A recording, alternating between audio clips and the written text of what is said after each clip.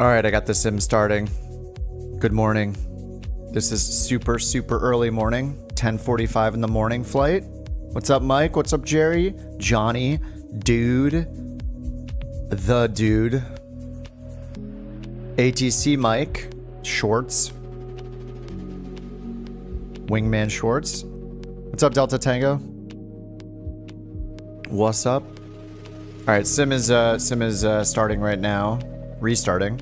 There was an update to the FS Reborn M500. Yeah, non-morning people, 100%. Hey Kevo. Hey Popox. Yeah, I'm not a morning person.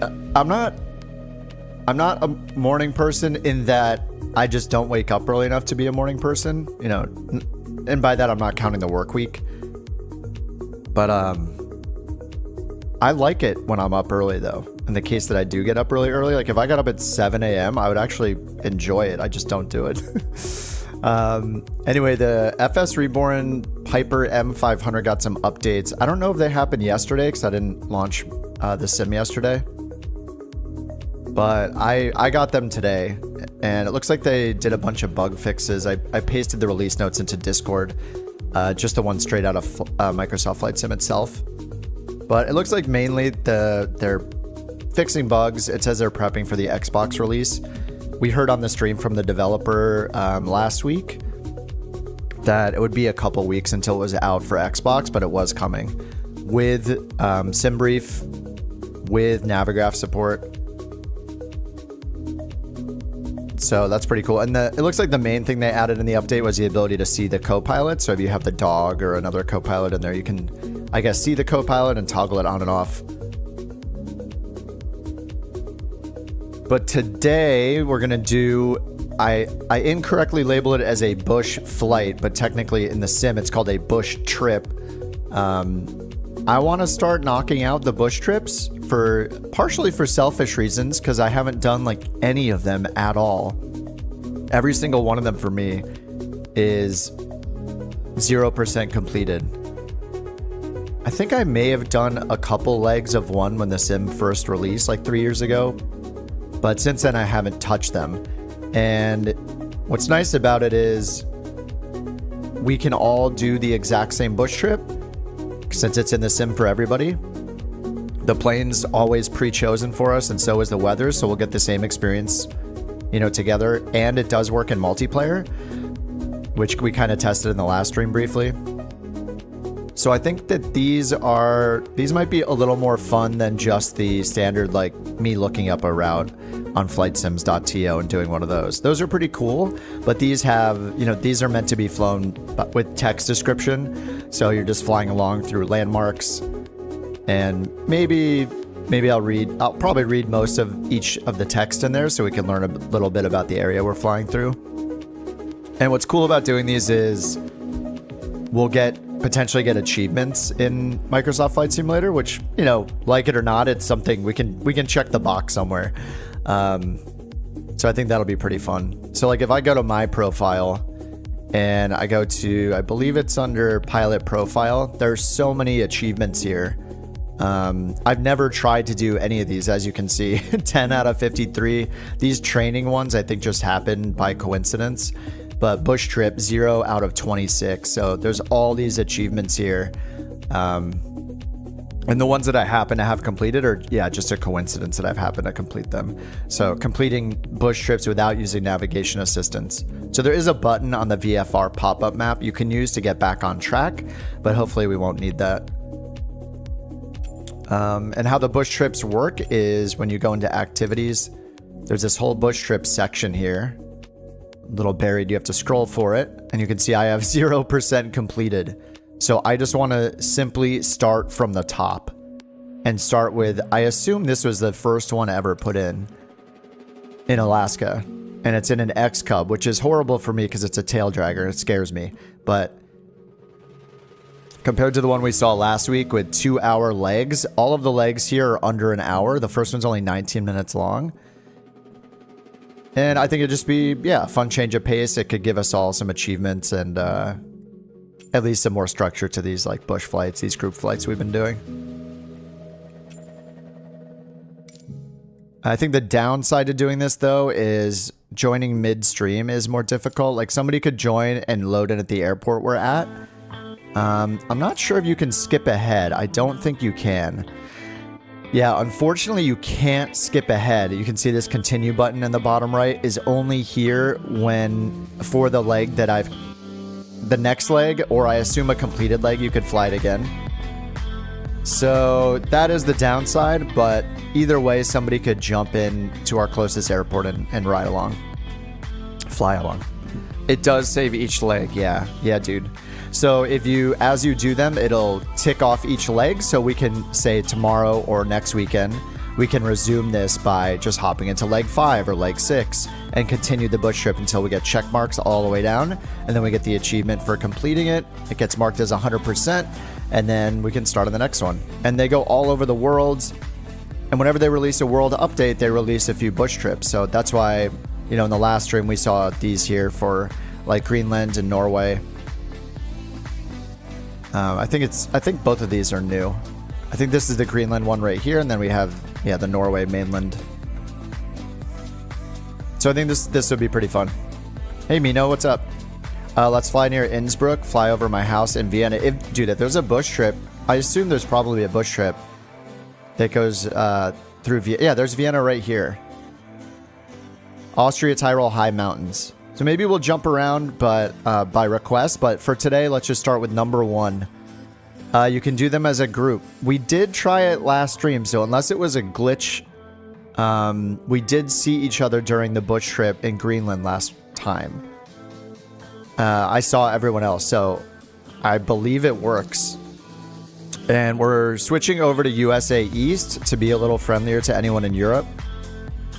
I happen to be on the West Coast, but we're switching over to US East by popular demand and by way of logic. This is just the most fair server to use. So East USA, not West. And then I'm going to load in. So I got the first bush trip here. Is this Unalaska? Unalaska? I'm going to mispronounce everything and know nothing about this, and people who are outside of the US can laugh at the American that knows nothing about geography, including geography in their own country, which is, you know, it just comes with the territory, so to speak. So here we go, on Alaska to Kulik Lake. But this bush trip is almost a total of 6 hours, broken into 12 legs though.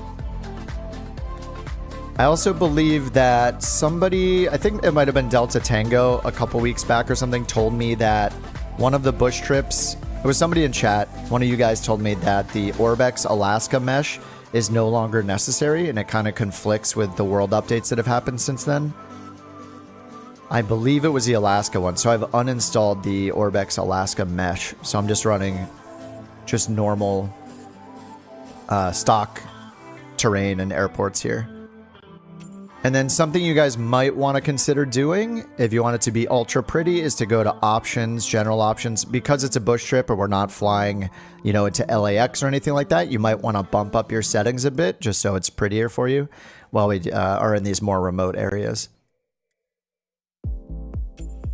All right, so I'm going to go down to activities, bush trips.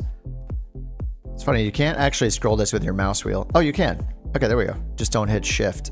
I'm still holding shift for horizontal scrolling. You just roll your mouse wheel normally. Hit up the bush trip, and then, yeah, up here in the top right, make sure you're on East USA. And then choose the first one for Alaska and just load in. It picks the plane for us, and it also picks the weather conditions for us, so it should be the same for everybody.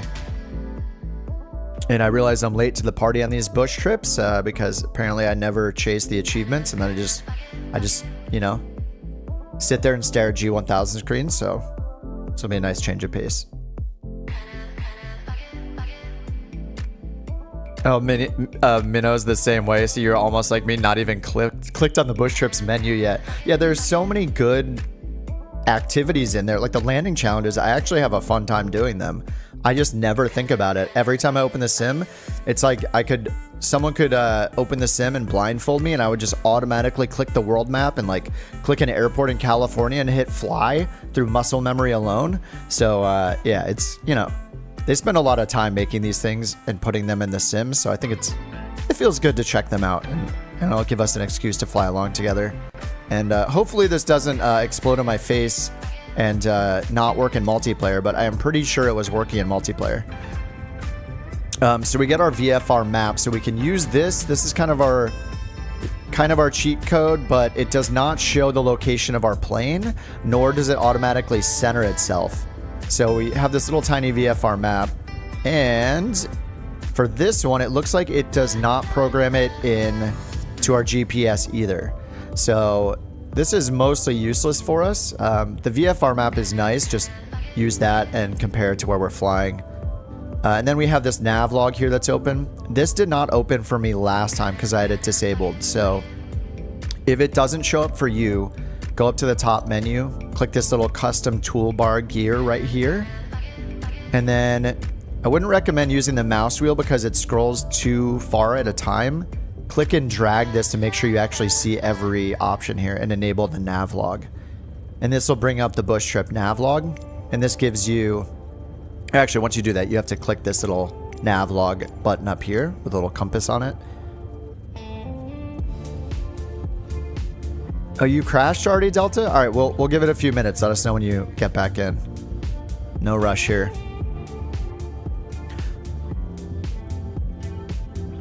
And let me zoom out and see if I see other names. Now, it was working last time where we had multiplayer working. I remember seeing you guys in the bush trip, so... Oh no, I hit the T button. No! I hit the T button by accident. I still don't know how to get out of this. I think the only way I know is to go up here and reset the camera. There we go. And I've tried end before. It kind of resets my camera. Or it kind of just like shifts my camera a little bit, but it didn't work for me. Maybe I messed with the bindings.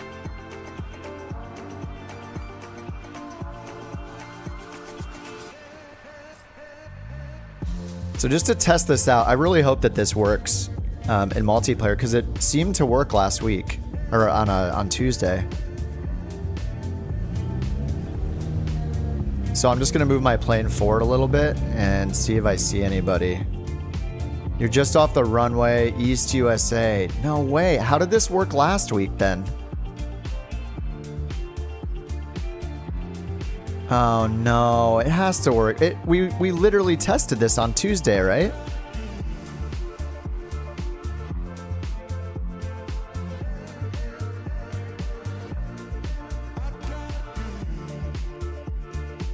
Huh. I have multiplayer on the world map though. You can't change it for this one. Oh man, I had that whole spiel about how this is going to be awesome. It shows in your options multiplayer automatically on. Is it possible we're all running into the multiplayer bug? Probably not. Oh, last time you didn't do the bush trip, you just spawned on me. Because there were several of us on the bush trip and I saw a bunch of people. Oh no, this might be a fail.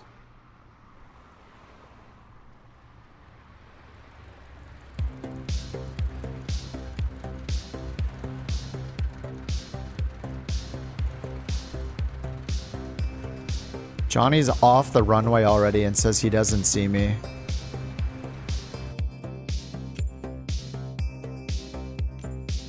Online, East USA.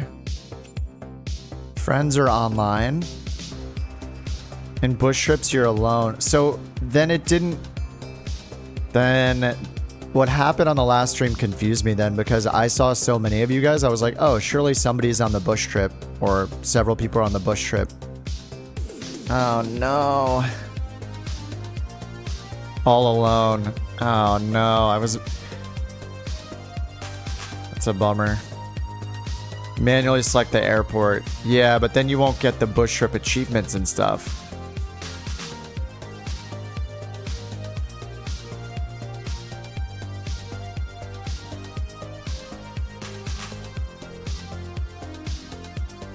To make a bush trip multiplayer. Ooh, wait, there's an answer here. Do we have to hack to do this? Oh, there's a hack for it. This is from 3 years ago, though. Oh, no, it requires editing stuff in your official folder. Multiplayer settings. That means it's probably not going to work for people on Xbox then. This is a bummer. All right, all this is on. Multiplayer is on, but grayed out. Make everybody... Yeah, I am Googling. Group invitation. Let's try that. I mean, if that works, then that's totally fine. Group invite, as long as it works, that would be awesome.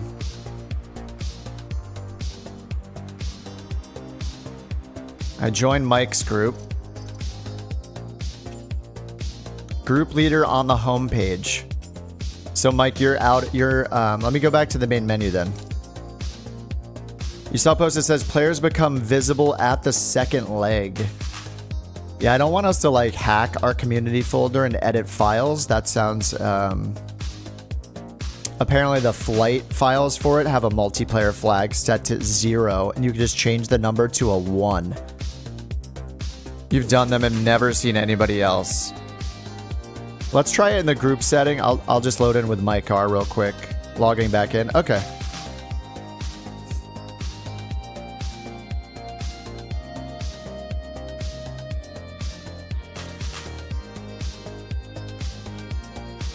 All right, I'm back in. I'm gonna group with Mike. Oh, you can only have 6 people in your group? Is that real?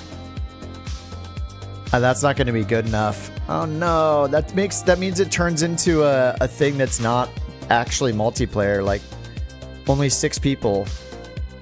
What have I done?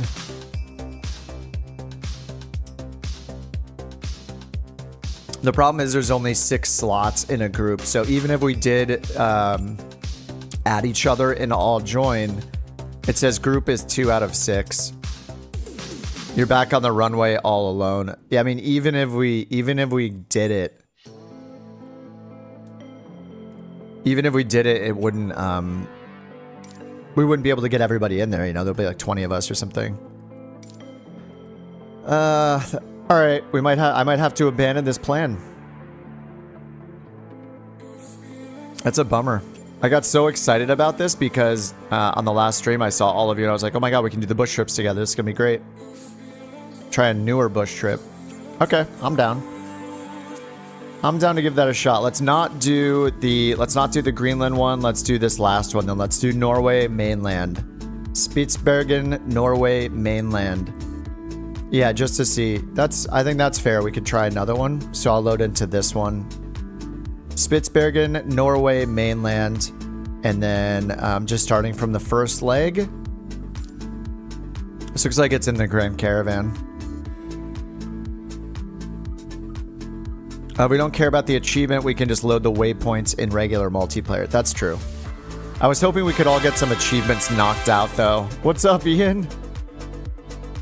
Thank you for the £5, sorry sir. For me, Kip just finished building new PC. Nice. MSFS 2020 reinstall. Nice. And £4,000 worth of 4,090 RTX. Oh my god.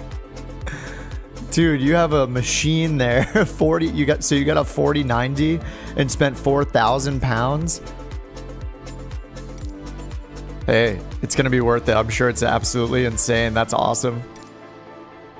All right, here I am loaded at the latest. Thanks again, Ian. I appreciate that. Here we are at the latest one. We'll test it. Yeah, see if anybody's here.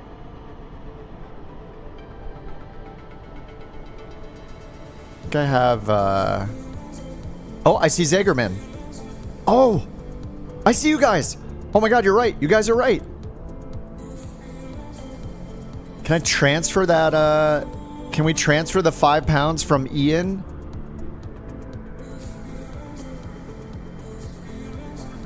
Transfer it to Johnny Mon. Yes, it's working. Brilliant, Johnny. Excellent idea. Absolutely amazing. Now I have to update the thumbnail while everybody loads in. which is fine. I'll do that real quick, just so it's accurate. Yes, this is working. Amazing.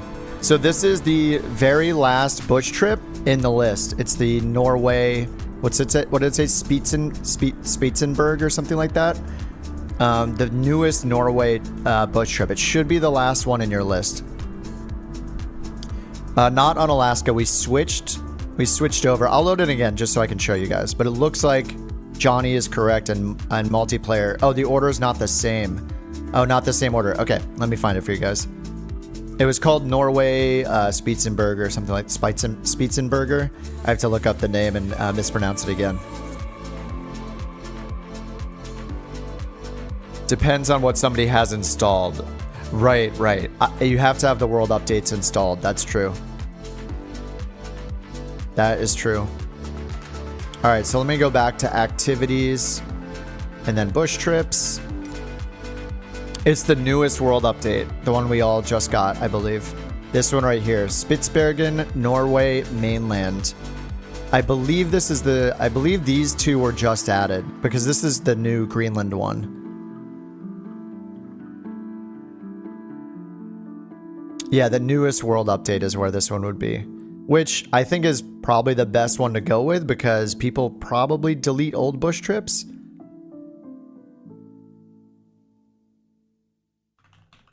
I realize the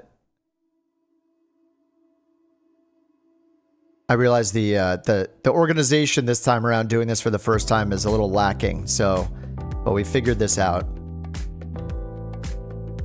If you don't see it, it's possible that you don't have World Update 15 installed. That's going to be the challenge with this, is that we would need 7 gigabytes. Oh no. I think it's kind of hit or miss if somebody has or doesn't have one of these. Like you can see I have some of them not installed. These right here I don't have installed. So when I click it, it tells me to go and install it. That's not bad though. You can still, it looks like it's still in the list. So you can do this and then click go to Content Manager. And then hopefully that takes me right to that. It does. And then I can just go here and install it. So if you guys are installing it right now, we can wait a little bit. I don't know how fast people's internets are. I'll just let mine install this and then we'll see if we can go. Hopefully it's just one thing to download like it is for me for this one here.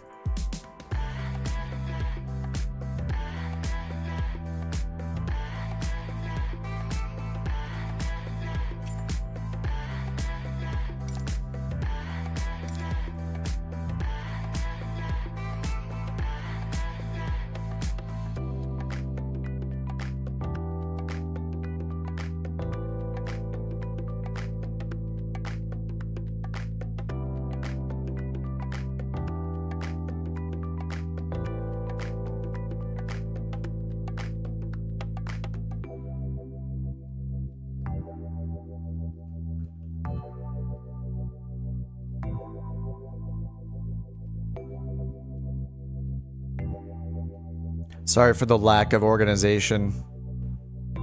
So this is a little, it's the first time, so we're learning things here. We can't pick the old ones without modifying their flight files, I guess.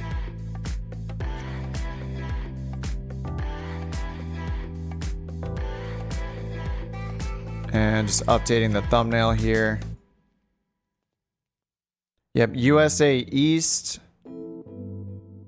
And download, you have to have, I guess, the latest world update. I don't know if you have to have the entire thing, but it will tell you what you need to download when you click on it. So like it just did for me. So I clicked one of the ones I don't have, but this is the one right here. Spitsbergen or Spitsbergen, I don't know how to say it. Norway mainland, Svalbard to Rossvoll. No way. Oh no, guys. Look at the first leg. This is not the good one. How is the first leg 2 hours and 53 minutes? Why do they keep doing this? Oh no. I think we might have to cancel the plan again. Dude, we can't do a 2 hour and 53 minute leg. Why do they do this? This is why I said that we shouldn't do the Greenland one. But you can't do half of it in this. I think you have to finish. I think you have to finish this leg before it counts your progress. Oh my god. Yeah, we can't do this on street. It'll take us 3 hours. Dude, Ian, stop. You already spent too much money. I kid you not, told Scan PC Shop. I need a computer that is balls to the wall, lol. It sounds balls to the wall for sure.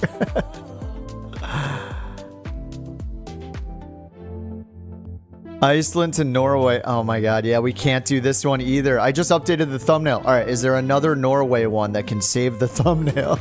New Zealand, Germany.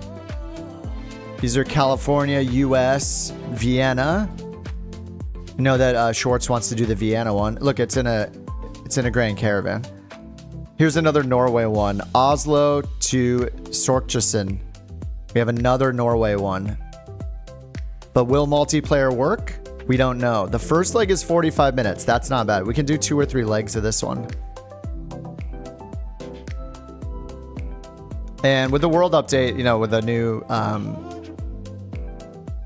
new geography improvements and stuff, maybe we'll also reap the benefits of that from the latest world update. Sorry guys, I was like, oh, this makes things so much simpler. All we have to do is load the same exact bush trip and off we go. Nope, not the case. The first leg is actually the trip between Svalbard and mainland Norway. Oh my god. How is that fun though? Like, aren't bush trips supposed to be short legs in general? Like, doesn't that define a bush trip?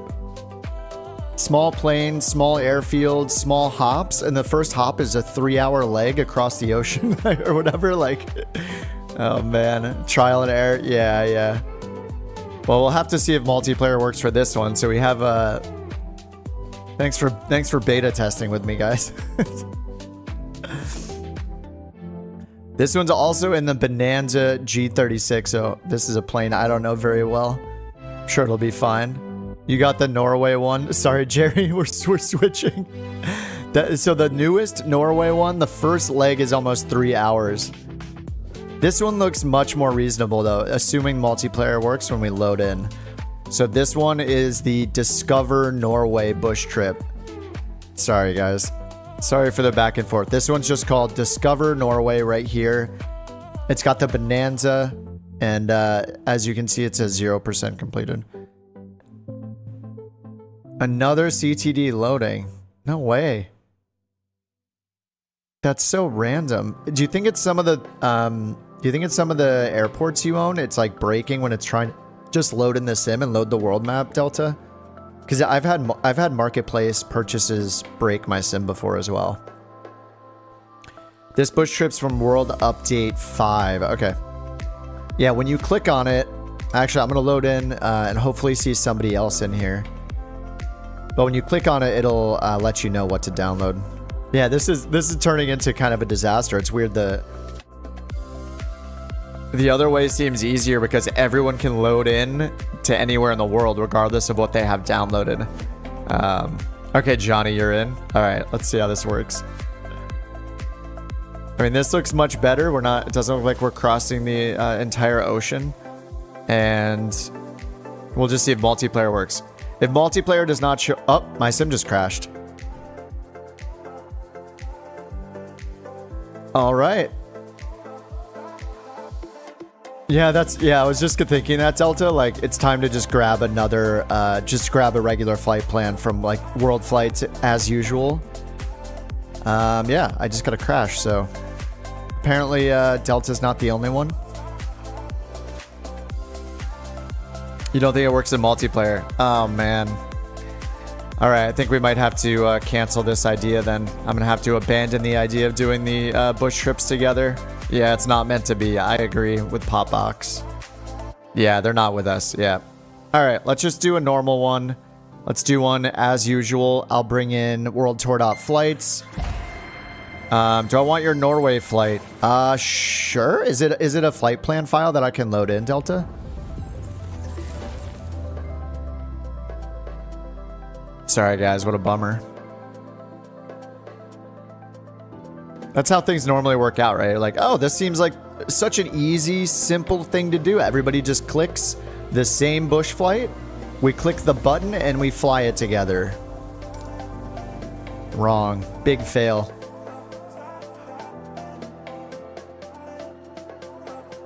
Hey, Ian, what processor did you put in that thing?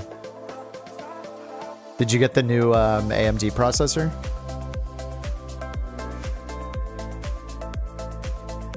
Yeah, and at least here people can join at any time. I guess they could do that with the multiplayer ones, but anyway, I thought it was gonna be a thing, a really easy thing, and definitely failed.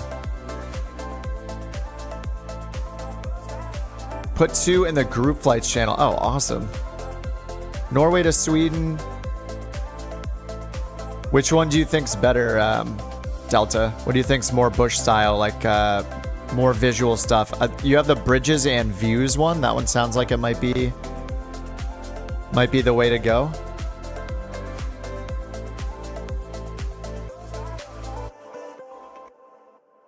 Here's a link to the Discord channel if anybody wants to pop in and grab these flight plans that Delta's sharing.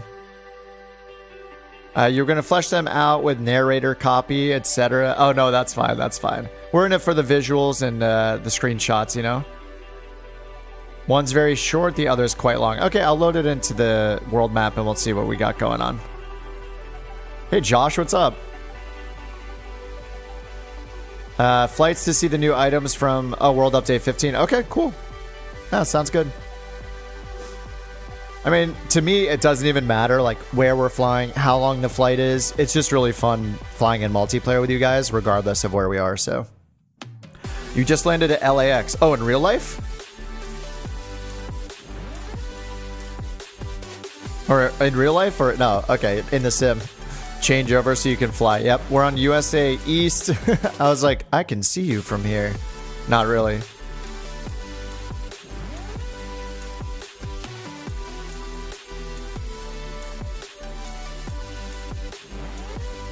Which plane type? That's a good question. Once I get into the sim, I'll load it and see what kind of distance we're going with. Usually we end up in a turboprop of some sort, or like a Grand Caravan or DA-62 type of plane. Usually like a twin prop or a single engine turboprop is good. Maybe FS Reborn will work, but you know, some of the airports you land at are much shorter runways, so usually something a little more like a Kodiak or a Grand Caravan tends to work better. Man, my sim is taking a lifetime to load.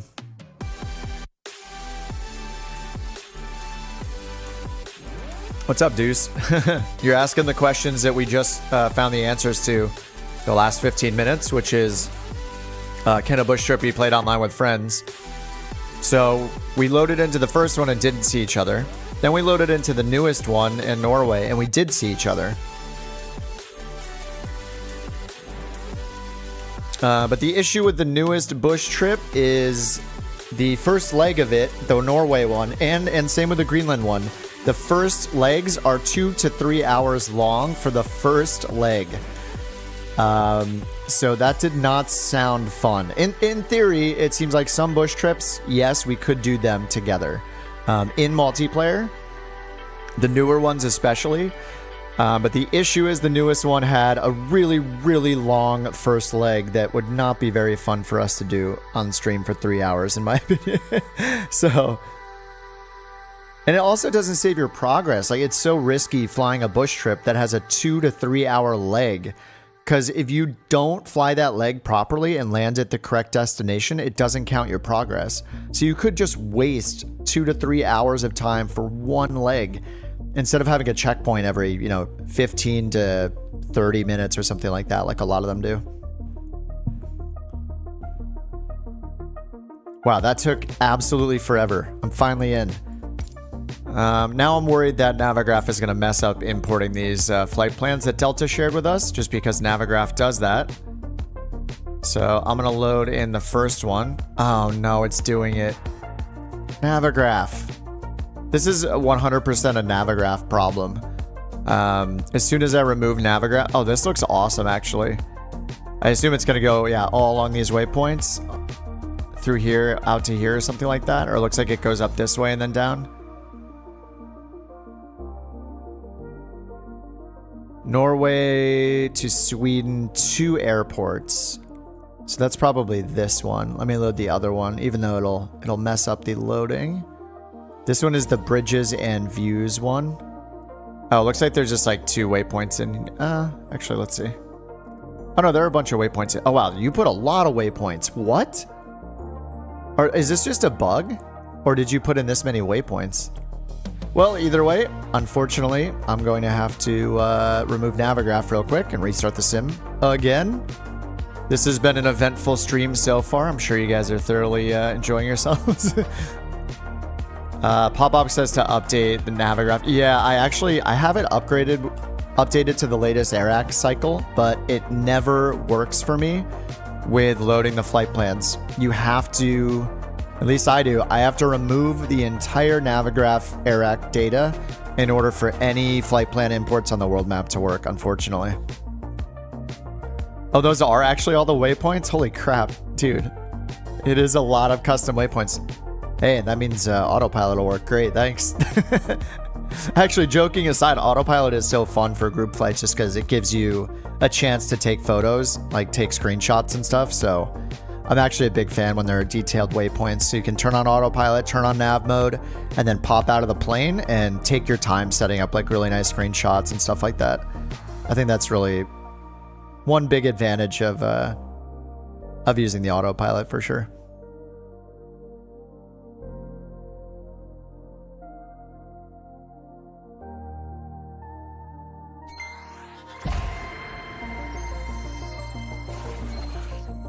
But if you guys do not want to hop in the Discord, download the flight plan and import it, don't worry about it. You can just follow along. I'll have it imported, so I'll be finding all the different waypoints here.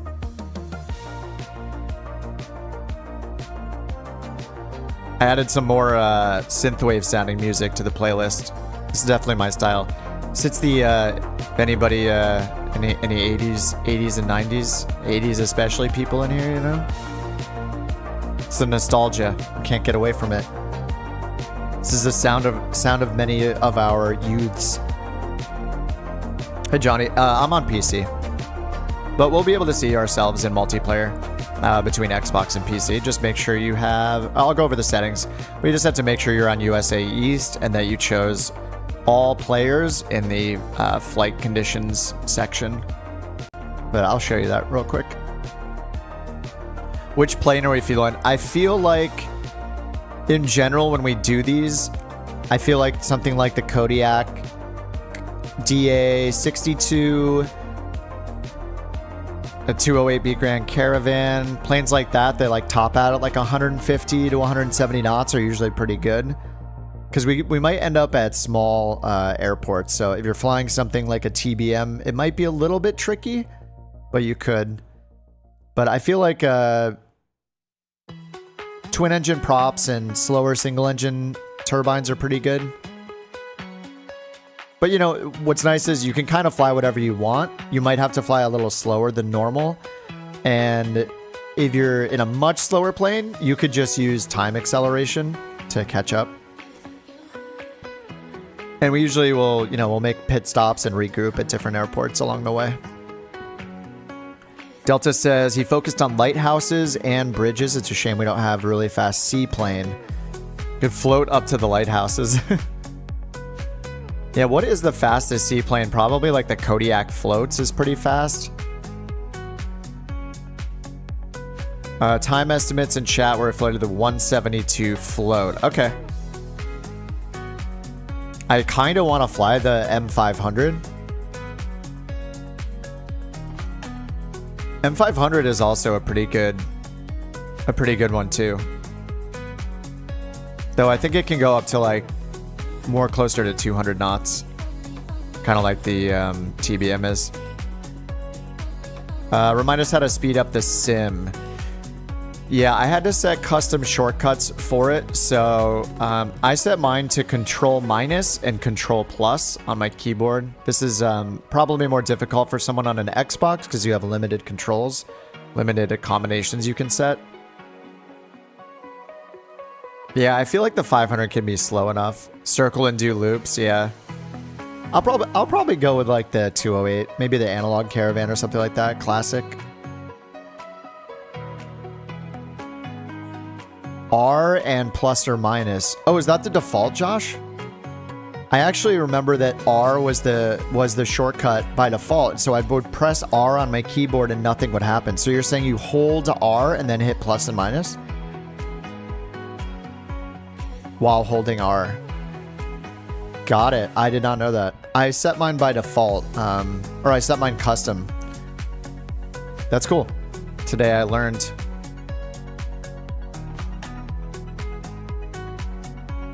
Oh, the MU2, yeah. I am gonna fly the MU2. That plane is so pretty. Yeah, I love the MU2. It's not like study level like the FS Reborn or a Black Square plane, but it's so nice. All right, I'm finally back in. There we go. All right, guys. So first of all, I'm going to load the flight plan. You don't have to. This is one provided by Delta Tango. So I'm going to load this up. I think we want to do the second one, right? The second one is probably shorter. This is the first one that he made. This one says, oh, it only says an hour and a half. That's in the FS 500 though. So if I switch the MU2 and I pick the executive white. And yeah, we might want to change the time of day or just use a preset. Yeah, just because it's so dark in Norway this time of year. We don't get too many, we don't get too much daylight. But this is up to everybody. You can use live everything if you want. But make sure that you go, first of all, to the top right and click your name. And make sure you change to East USA. East USA. So this will make sure we're on the same server so we can see each other. And then once you do that, close that menu. And then you want to go up here to flight conditions. And under flight conditions, choose all players right here for multiplayer. And it's up to you if you want additional air traffic. I usually just turn it off to make the game perform better. Oops, simulator to perform better.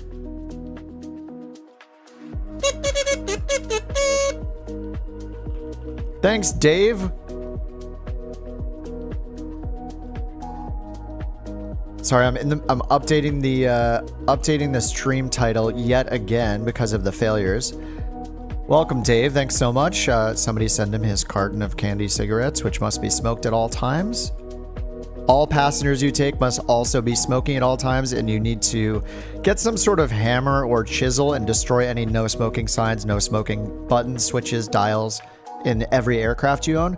And that's how you participate as a couch captain. Yeah, thanks for joining, dude. Careful on about the complexity of the GPS for something like this.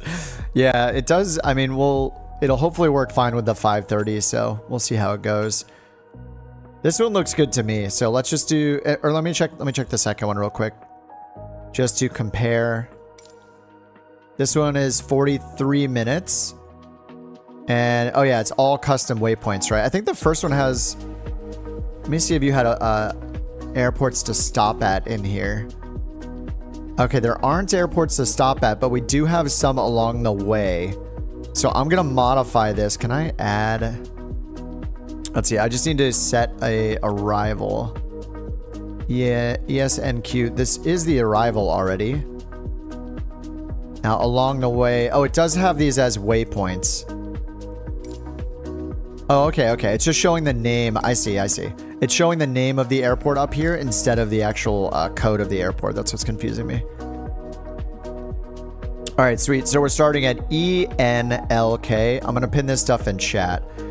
Start ENLK, USA East.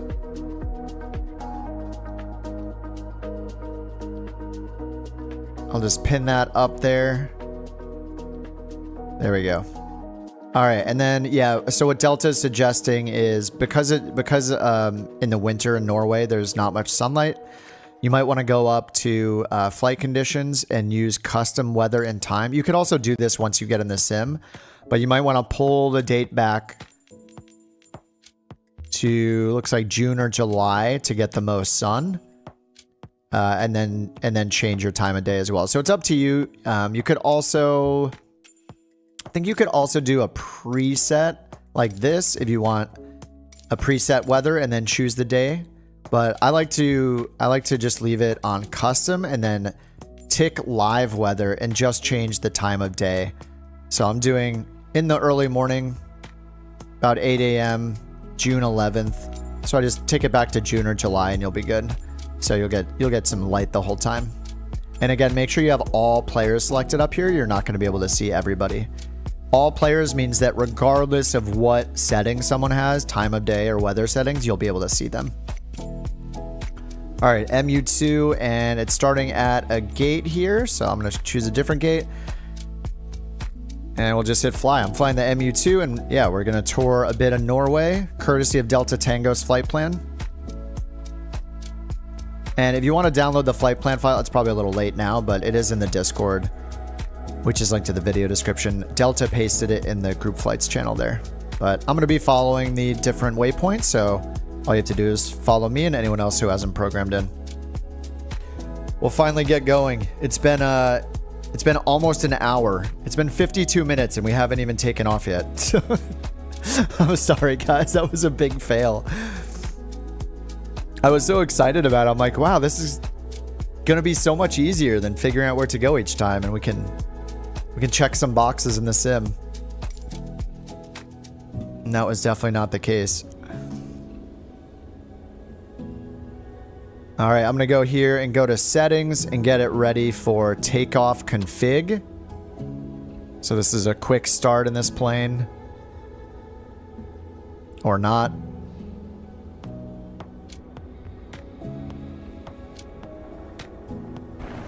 Nope, this is not getting it started. So I guess takeoff config, I thought this was like a state saving thing. But I think it's just changing my, it's just changing like my flaps and stuff. So it doesn't start it up. All right, let's go assisted checklist style then. Here we go. Engine start. You can also hit Control E.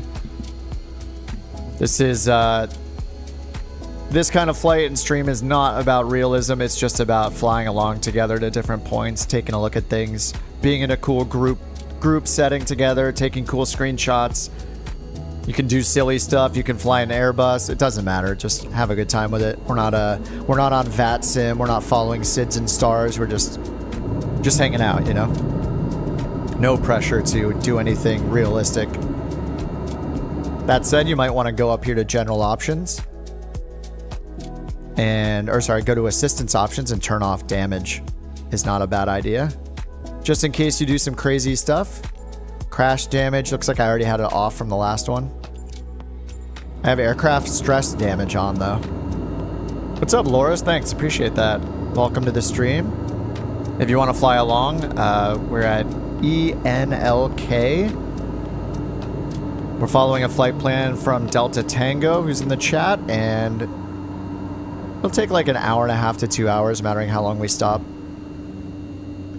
And just make sure you're on USA East and make sure you have all players turned on up in your flight condition settings on the world map. Cyber says, when I load that flight plan, I'm forced to use a 172. Oh, that's weird. Wait, you're not? You should be able to change it, Cyber. I changed mine. That's weird. All right, got both of the engines started here. After engine start checklist. I'm just letting the co-pilot do all this work for us while we're chilling. It's like real life takes forever to get into the air. Yeah, Jerry, no doubt. Yeah, I mean that's actually something that, I mean, just on the stream on Tuesday, you know, I did VATSIM. It was a short flight from San Luis Obispo to Santa Barbara. It was like, I think it was like less than 100 miles, but it took me like what, 2 hours maybe, close to 2 hours to do it, just because of all the preparation you have to do. On the ground, we did the real-time like fuel loading and all that. We Looked up all the procedures, contact ATC. It's really fun though. It's just challenging. This is yeah, more casual. Yeah, it looks like it's so clear that the sky is kind of boring. I'm gonna go up and change the weather to a preset because this is way too boring for live weather. I'm just gonna go few clouds. Few clouds is usually pretty good, and yeah, like Delta said, high level clouds is also nice, especially if you're doing VFR stuff. All right, that's all done. Autocomplete this next page. And then take off. All right, let me just make sure these are in the right position on my throttle quadrant in real life. There we go, it's set to taxi. And this is on good. And flaps are still up, so we're gonna set flaps. I think, is it flaps 20 in this thing? There we go, I'll try flaps 20. My gear handle is down. And then let me load the good old 530 up.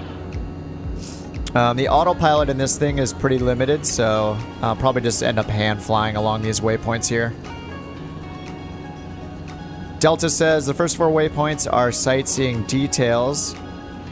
Waypoint 5, user waypoint 5 is the first lighthouse. Awesome.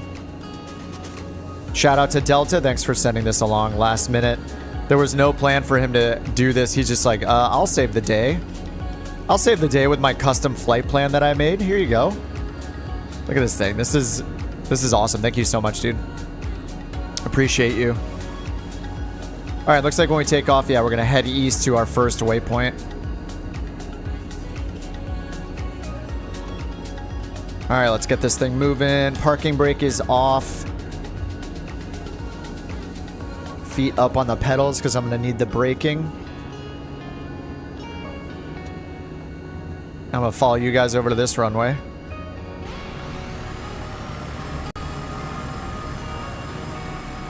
And hopefully not hit the building. Dude, there's so many of us already. Oh, am I gonna hit that? Oh. And this stream is just about chilling and having fun, guys. I know I keep saying it, but like, there is no pressure to do anything realistic. This is us having fun. We do enough realistic stuff in this sim with VATSIM, with G1000s, with Navigraph. It's our time to just be chill and have fun. And take some cool screenshots and stuff. What's up, John? You missed all the preparation. Yeah, luckily you missed almost an hour of troubleshooting, trying to do a bush trip together. You guys are so patient, so I appreciate it. Appreciate you guys chilling. And yeah, if I think it was Josh telling us about how to use sim rate increase. So if you're on a PC, you can hold down the R key, R like Romeo, and then press plus or minus on the keyboard while holding R, and that will increase or decrease your sim's rate. So if you need to catch up because you're in something slower, or you're just you're just getting in like in the middle of the flight, you can use that to warp speed and catch up. Just remember how many times you hit plus or minus because it won't tell you. So if you hit plus like once, it'll go to double speed, and twice will go to 4x speed. So then remember, you're going to need to hold R and press minus twice to get back to normal speed. NJB's in a chopper. Is that the bigger bell or the smaller one? I think that's the big. Is that the bigger one? All I know is that I'm horrible at flying all helicopters. All right, let's wait for everybody to get over here. We'll group up. Everybody can just group up right on top of each other, because this makes for an epic takeoff scene here.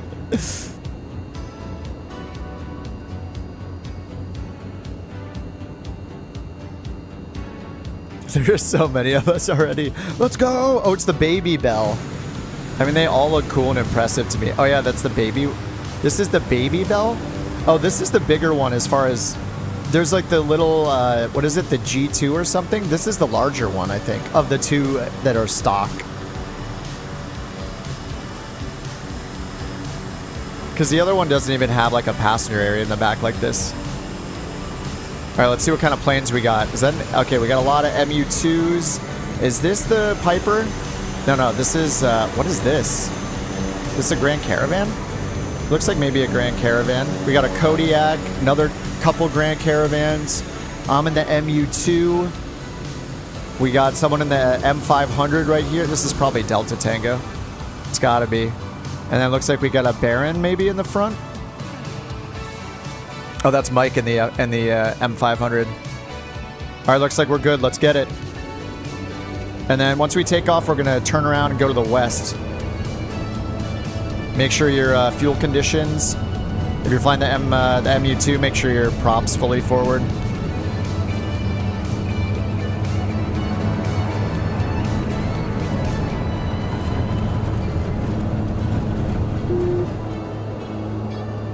Whoa, 20 degrees is maybe too much on this thing. Oh, I'm full nose forward. Forgot this thing lifts off like crazy. Oh yeah, let me get that gear up. We have gear in this plane.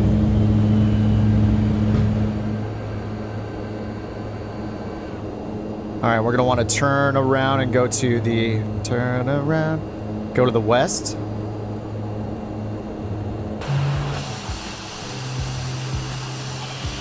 Look at all the names. We have a small army here. Oh my God, this already looks so good. Yeah, few clouds is where it's at. If you're running live weather right now, it's not very impressive. All right, let's be nice to our engine here. Let me pull back our RPMs into the green band. There we go. And pull back the torque. This thing wants to be between 45 and 50 PSI. I assume that's in thousands, right?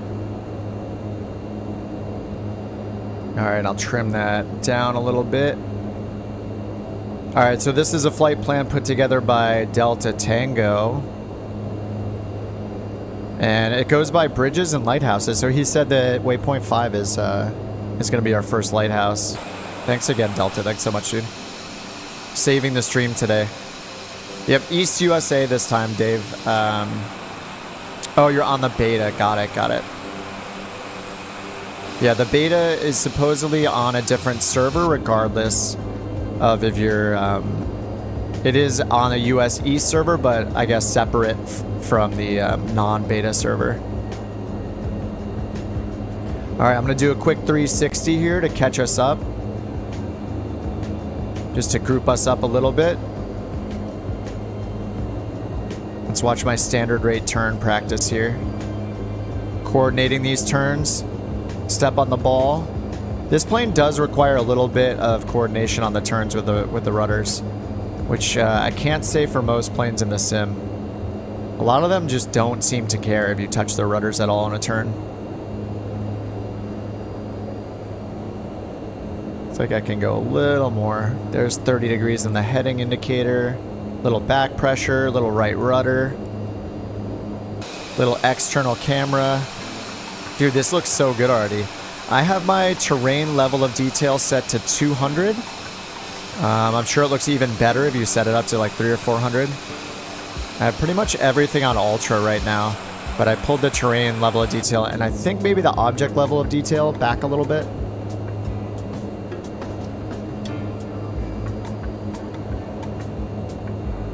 This turn is just like doing itself.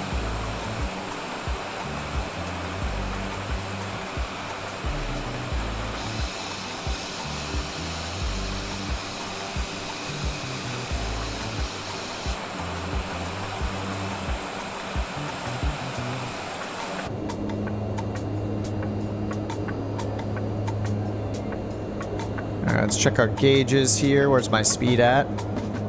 All right, bring it down to 50 on the dot if I can.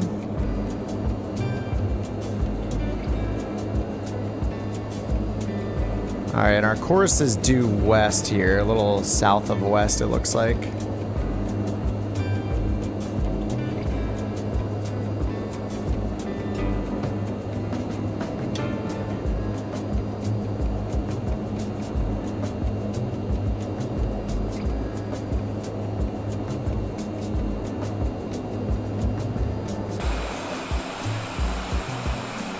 All right, now I'm gonna catch up to you guys.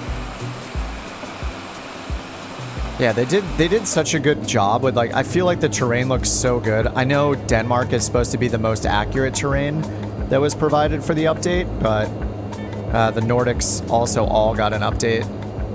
with their elevation data. Didn't research any altitudes or anything, and you shouldn't. Not for these streams, not for these flights, no research. I mean, this is almost too much preparation, Delta. Like, all these waypoints.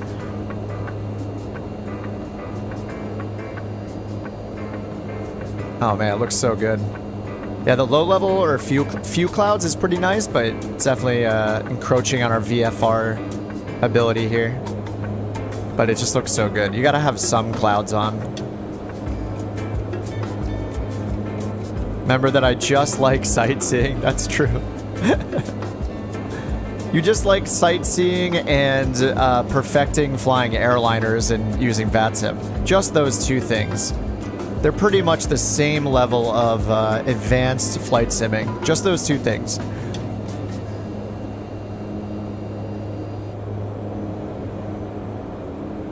Oh my, this looks so good. How cold is that water though? All right, now we're gonna turn to the south. And let me see what our first, we got a bunch of user waypoints here. It looks like, yeah, we're gonna go along these islands down here. Apparently there's a lighthouse down here at the southern tip of this island where it says user waypoint 5. Oh no, 5 is to the east, okay.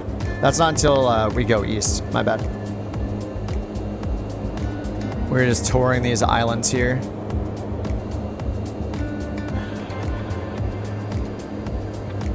Hey Elvoni, what's going on? Or Evloni, sorry. We are on USA East multiplayer in Norway if you want to join us. The starting airport is up pinned in the chat at the top. Echo November Lima Kilo ENLK. This peninsula just had 1 billion points of interest in the world map. Oh, from a previous world update. Got it.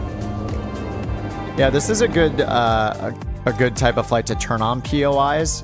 Under here, under assistance options, points of interest. So you can just turn on like city. I like the landmark markers. City's also pretty good. And then we'll know what we're flying by. Because I do not know. All right, I'm gonna speed up here just a little bit to catch up to you guys.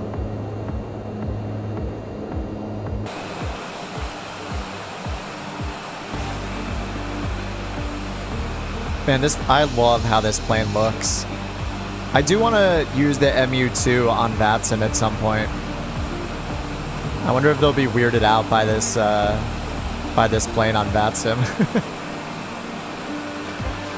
The autopilot is a bit tricky on it, so like I would not fly this in anything complicated because getting a glide slope in an ILS seems a little iffy. We got a beach landmark down here. But this plane is just so, I just love this plane. That plane is everywhere. Have you seen this on VATSIM, Kevo?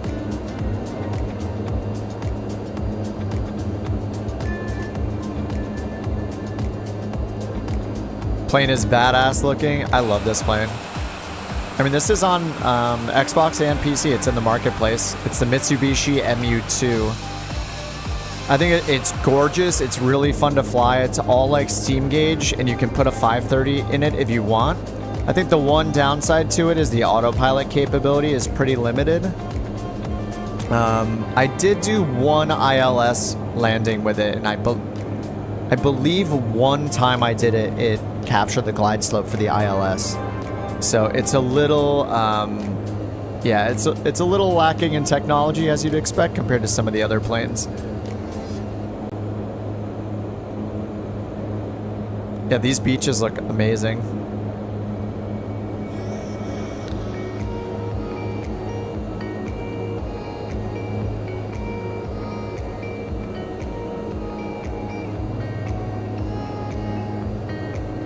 Bring my torque back to more of a cruise torque here.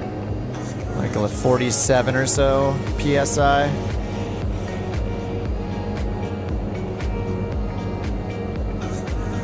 Oh, and it's Veterans Day today, so if you're in the US, happy Veterans Day. If you were in the military, thanks for your service, and thanks for flying along.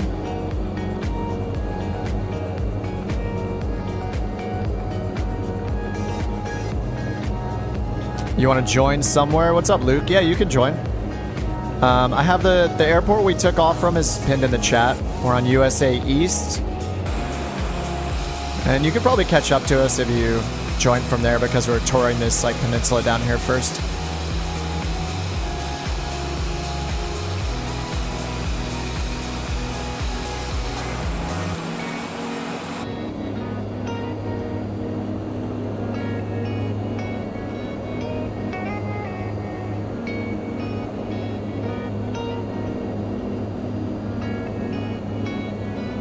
Just make sure you pick USA East in the top right of the sim for your multiplayer server. And then on the world map, make sure you choose all players where it says flight conditions, where you set like the weather and stuff. Make sure you choose all players there.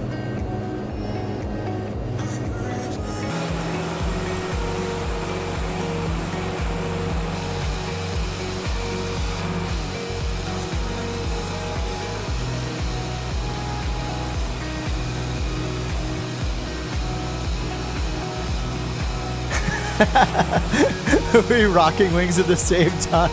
Who's right behind me? We both have the same thought at the same time, or we're just really bad at holding our course straight, one or the other.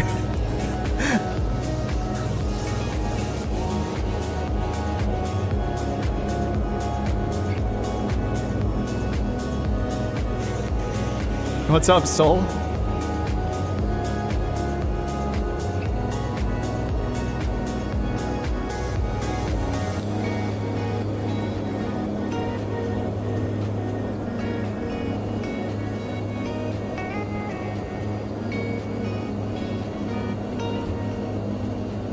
Don't forget to stop and smell the lighthouses. So the next waypoint should be the lighthouse, I believe, right? You said waypoint 5?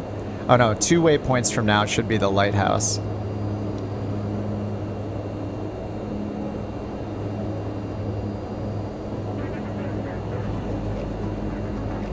I might need to switch to high level clouds here. These are nice, but it's getting a little distracting now. It's breaking. I'll do high level clouds. There we go.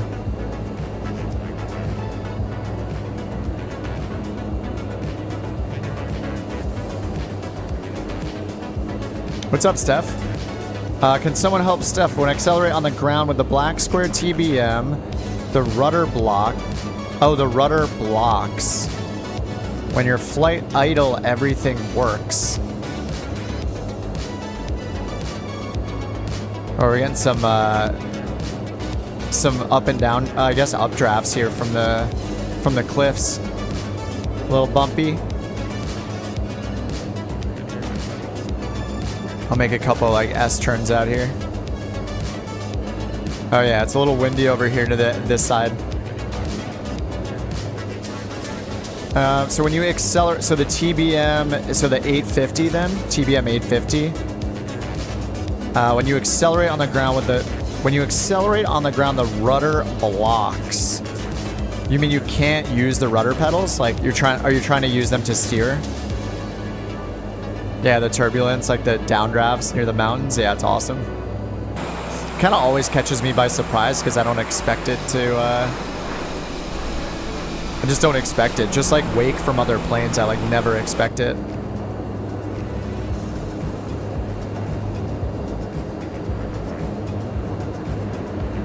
Oh man, this city looks awesome. Now I just want to know. I want to look up real photos of this city. A big soccer field right there.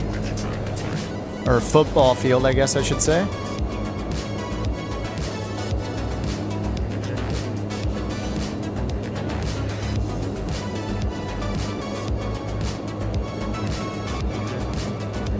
Loading again. Oh, you crashed again? Oh no.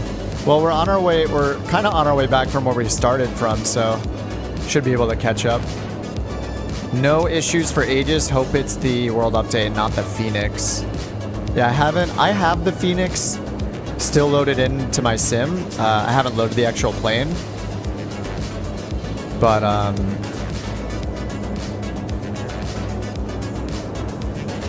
it is still installed and I'm not having issues.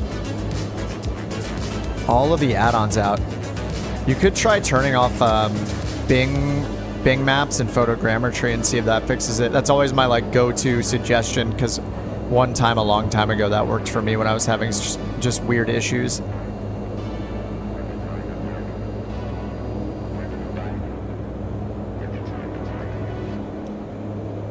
Desired track 037 and then 069. Nice. Let's get 069 in here.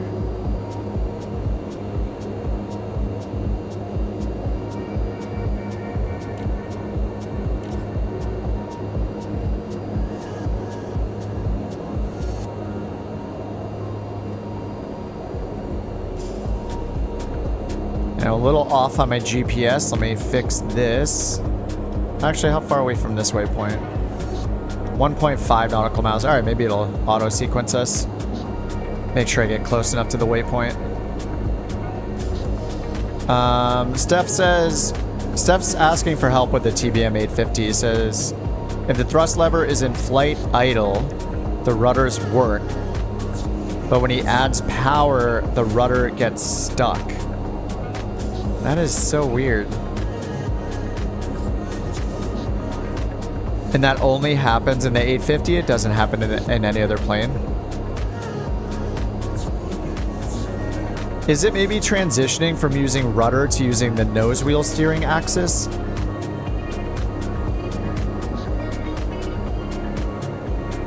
What's up, Goat? Sounds like an axis problem.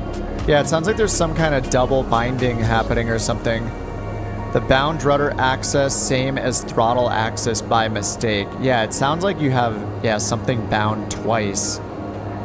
I would also check that you have like nose wheel steering, though I don't, that axis bound to the same as your rudder axis. I have that set to both, but I think that might only apply to airliners.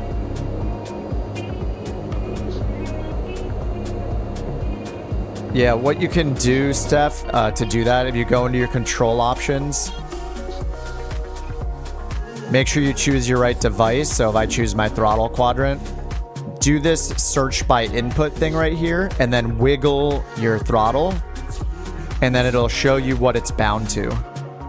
And then do the same thing for your rudder. So cancel that out over here, hit the rudder, and then use your rudder axis, and then see what it's bound to. So for my pedals, the steering axis is bound to both of these. Nose wheel steering and rudder axis. So just check those and see if that helps.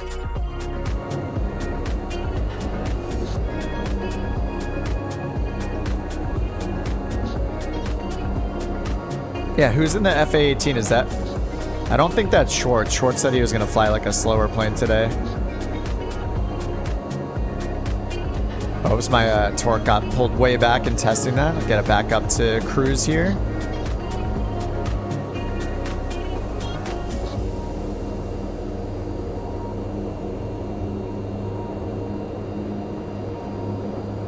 All right, so up ahead, we should have the first lighthouse. I believe it, Delta said waypoint 5 is the lighthouse. Coming up here. How many miles away is that? We got 26 miles to go until the lighthouse. And then we're going to turn north and follow the mountains up that way, looks like. I think I do have the Blue Angels liveries for the Hornet if you guys are flying that. I have a few of those livery packs to make sure people show up like they want to.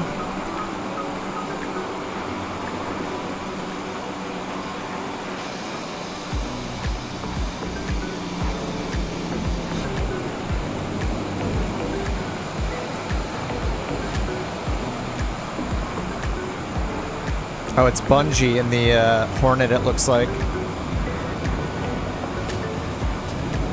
And it looks like Zagerman's in something really fast, too. I probably don't have what he's using. Alright, Steph, yeah, I hope that helps out. I like to, in general, especially with my, like, stick and my, like, stick or yoke, rudder pedals, throttle, I like to make sure I set everything myself so I know exactly what is set.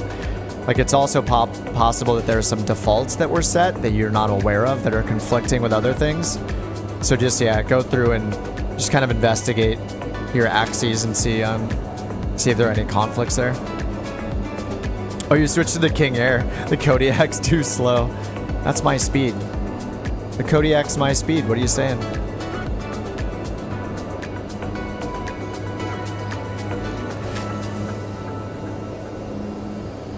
All right, I think where Josh is at right now, where Endgame is at, I believe, is probably around where the first lighthouse is, it looks like. Oh no, maybe further. I think it's up. It's maybe across the water right here over to the other side. You're in the islands, or oh man, I haven't flown that thing since it came out. That's a cool looking plane too.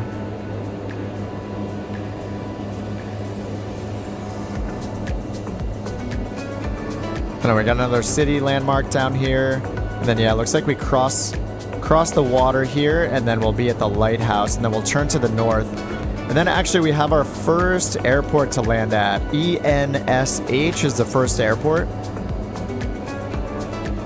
Let's just do a touch and go at that one, just to save some time, and then the second airport in the list, or I guess technically the third one, we'll do a full stop at the third airport.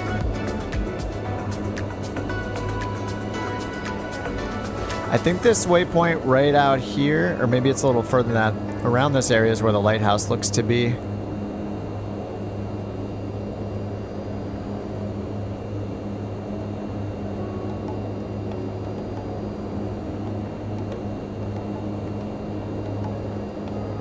Let's see what happens if I use the autopilot.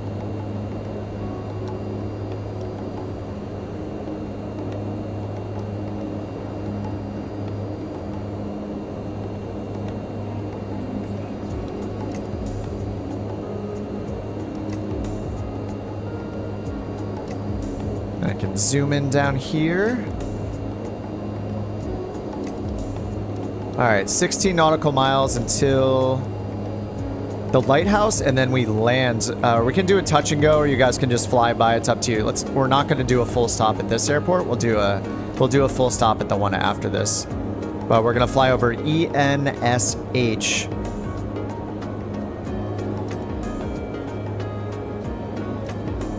On our way to this lighthouse waypoint over here.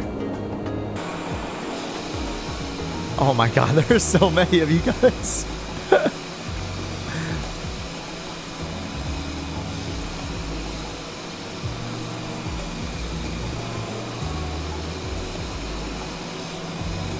I wish I could see the nameplates when you guys are close. I don't know who's right with me here. It's probably Schwartz. I feel like it's either like Schwartz or like Deuce usually, I think, like right on me. Airplane raid. Jerry, did you end up joining? Are you in? Actually, I should see your name out there somewhere. I don't know which name is yours, Jerry. Are you here? Did you join or not? I know you were a little hesitant on joining or not.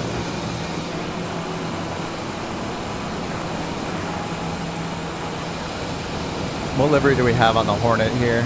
Looks like just the stock, just the standard gray, military gray. I think I have some of the packs for it from the marketplace. All right, how far are we from the lighthouse? 11 more nautical miles, so it's, I guess, right up here. This looks like a good spot for a lighthouse. Oh yeah, I see it already. It's on the right side. I assume that's it right there. Oh, you dropped out. No. Well, you can join it. We're about to fly past this next airport if you wanted to join. ENSH is the next one.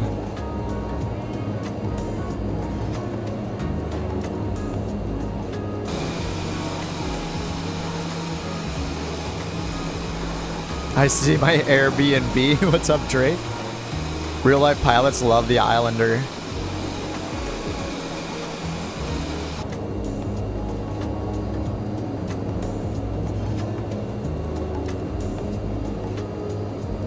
All right, I'm gonna do another 360 here over the water. Just to group us up a little better.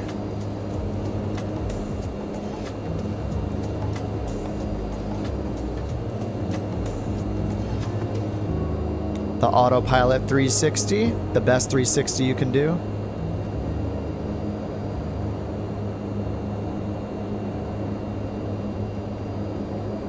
It's just perfect. Look at that rate, just perfect standard rate turn. Absolutely incredible.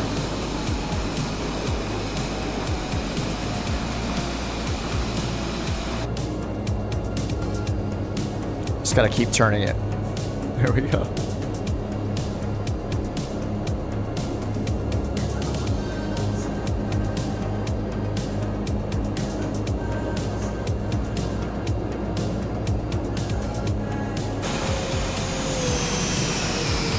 Yes. Awesome. Of course we have an airliner. Of course. Someone has to do it. It's the law.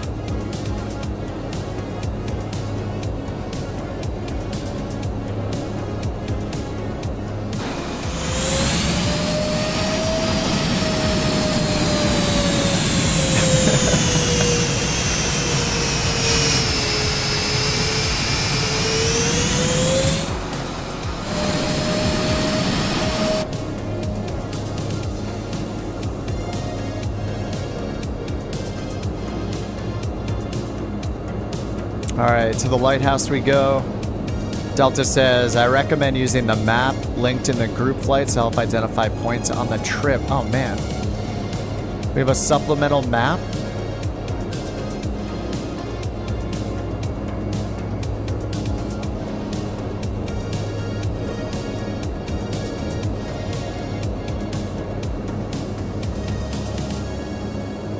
Alright, this should be the lighthouse right here. 360 completed. Going a little bit fast in this thing. I'm at 180 knots. 190 knots almost. Maybe pull it back just a little bit. Try to get down to like 150 or so. 150 might be a little too slow in this.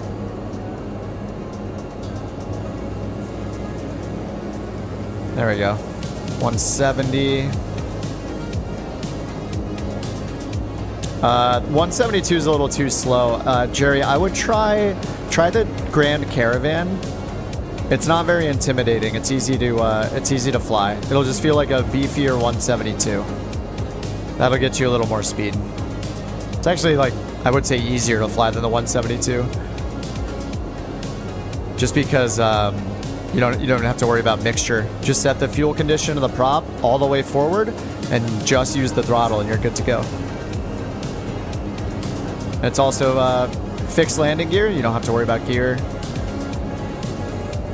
And you can do like flaps 1 for takeoff and pick the flaps up once you're up in the air.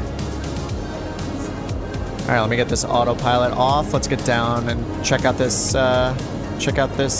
lighthouse down here.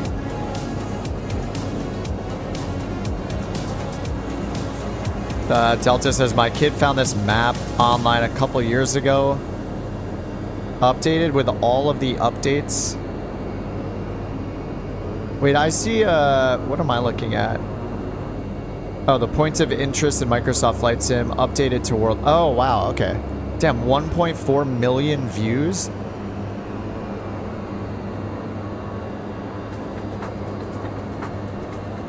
Okay, so I see where we are on the map. Yeah, like north of Hamnoy, south of Sund, I think. It's weird. I don't see a waypoint for that though. That's weird. I've got waypoints enabled, but I don't see one for the lighthouse.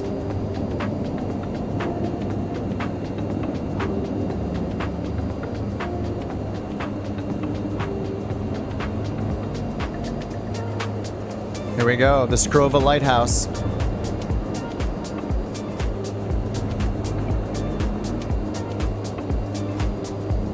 Nice. That looks so cool. It's still loading it in.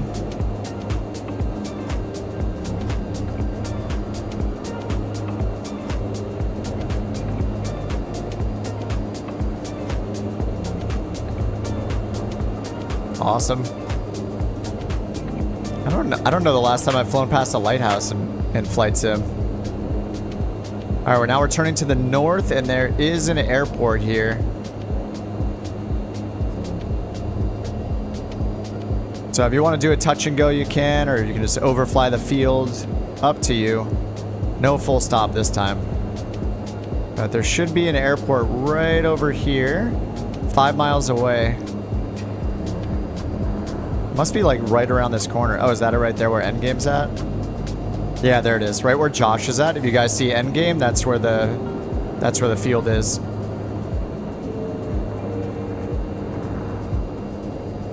Let me see if I can set up for a touch and go in time.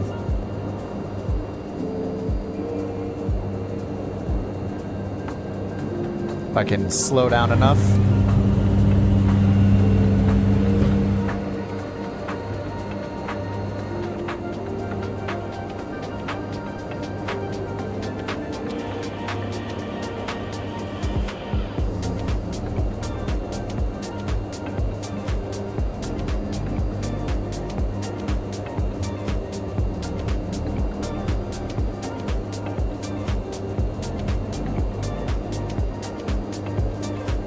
One hell of a crosswind, Josh says. Be warned.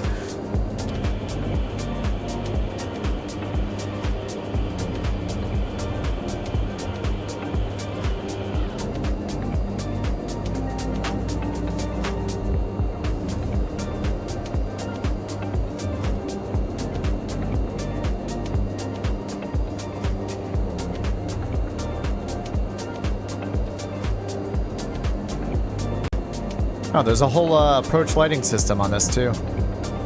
All the lights in the water.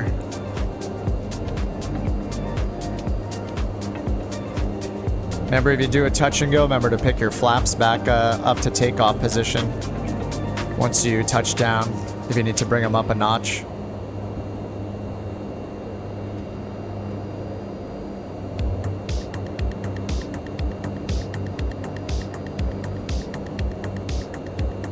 God, this thing lands pretty fast.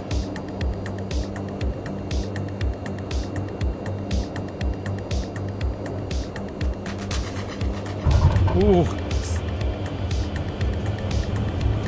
Oh no! This thing lands so fast. Oh my god, it's a short runway. It's a short runway. I'm not gonna make it. Oh my god. That was the sketchiest thing ever. Go around. Not on this stream. No way. That was like skimming my fingers in the water or something, but with concrete butter. All right, we're just flying. We're flying this way. I'm gonna get my gear up again. Always, it's funny. I'm so used to flying the fixed landing gear that I always forget to put my gear up. Yeah, this plane, it lands, it's just very fast.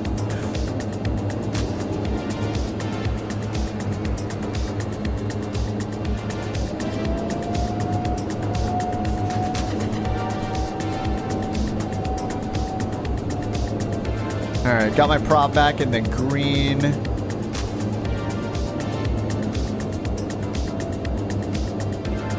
Been some fun turbulence in here, some fun, up and down drafts.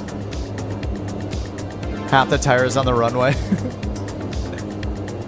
Let's double check that. Just landing gears up, but they're in there somewhere, I think.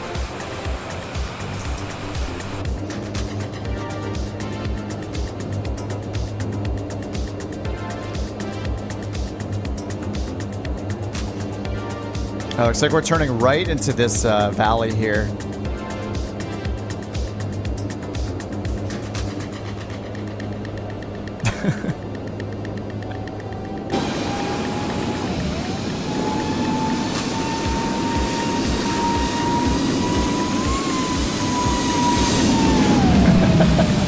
What are you in, Luke? Are you actually in an airliner, or are you in a military jet or something?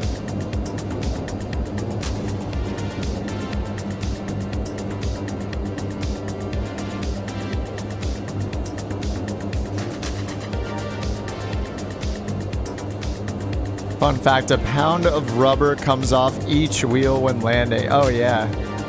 Forgot where you got that stat. Yeah, for like, I think that sounds right. Yeah, I mean you see on all the runways just a big mess of burnt like rubber that's come off on the landing zone.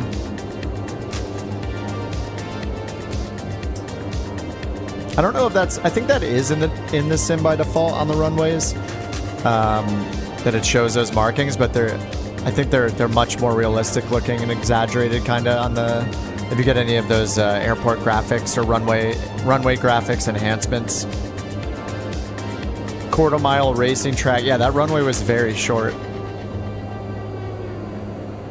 I think in this plane I feel like I want like 4,000 feet. That was probably half of that.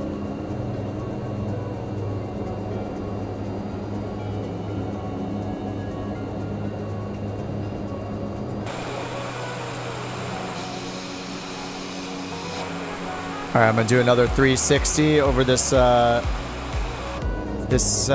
of the. It's not really like a lake, but this little inlet here, whatever. This area of the water. Just do a right 360 over here. Maybe I'll just skim around the outside of it actually, then turn back in. Get grouped up a little bit again.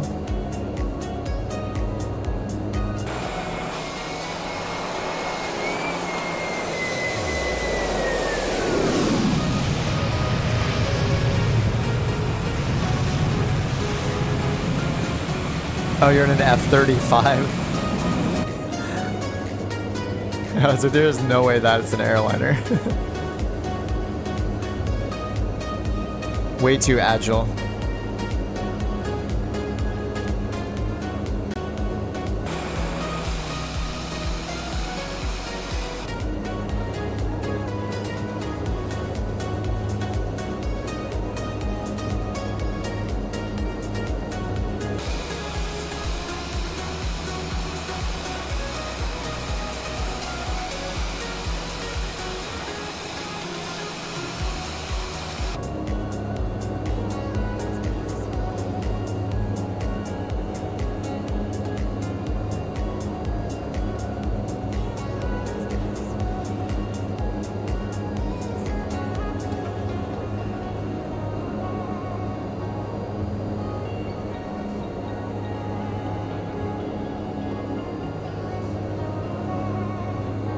Alright, let's do a steep turn here.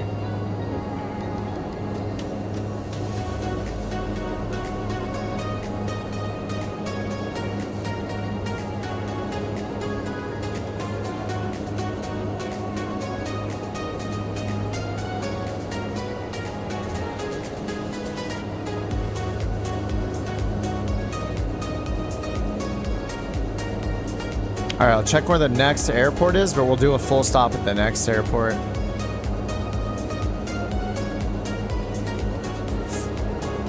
A puppy just got delivered to my face and is now licking my face. Hi, oh my god, she's so cute. Why is she being so nice? Because she's on sedatives? Yes, she says yes. Yeah, the puppy got spayed a few days ago and she's absolutely insane. She's on like gabapentin, which is a painkiller. She's on something for, I think, like the infection, like to prevent infections probably, and then also on a sedative at the same time, and she still has unlimited energy. It's crazy. She's like totally unaffected by like multiple drugs that she's on because of the surgery. She's a nightmare. We're thinking of naming her after like a powerful evil antagonist or protagonist, I guess it could be. I was saying Sarah Connor, maybe, like powerful female protagonist. And my girlfriend said maybe Cersei Lannister is more accurate to her behavior.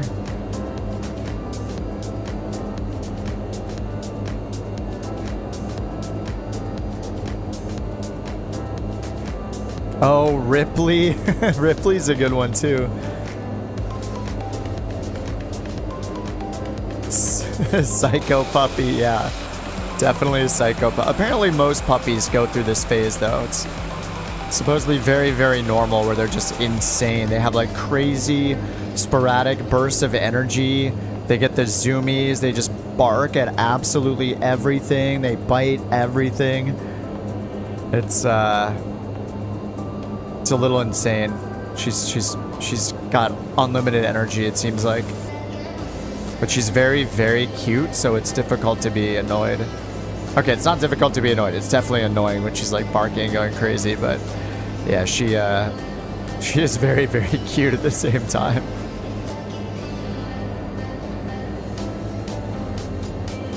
Oh, is that the second runway right there? Oh, it is. ENSK. It's right in front of me. All right, I'm going to turn around. Sorry, I'm totally just rambling, and the next airport is right here in front of me. I'm going to make a turn out this way and land the opposite direction for no reason, but just because it seems convenient. So let's do a full stop at this airport. So you guys, if you see me, you probably want to go right of me, the direction I'm heading now. I don't know the winds. I'm not going to look them up. I'm just going to go for it. Just going to go out here towards the mountains here to the east and then swing back around for the runway. Just make sure you compare her to children. Watch parents get all upset. Yeah, no, I can't imagine what it's like being a parent. I am not a parent, and I feel like I would go insane in like the first 6 months. A puppy is enough work, and I'm not even doing the work, and it just seems like work.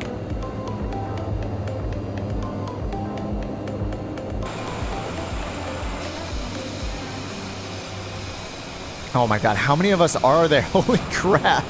There's so many. We're going to bring down the servers. Alright, I'm going to get my gear and flaps one down. Then make this turn. I want to be... This thing requires so much trim that I just want to make sure I'm ahead of that. Getting it trimmed out. Alright, let's make the left-hand turn here. Standard rate. Little bit of rudder, little bit of back pressure.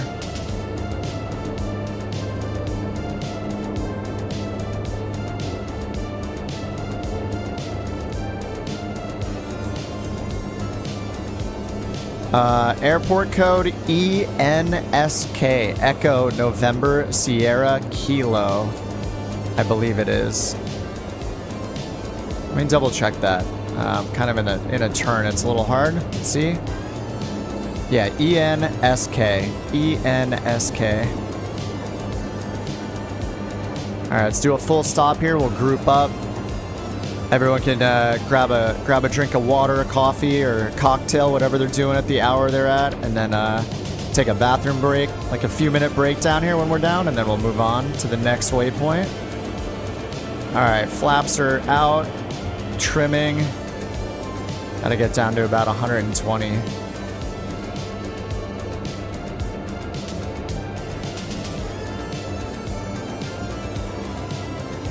Let's turn off the name so I can see the runway.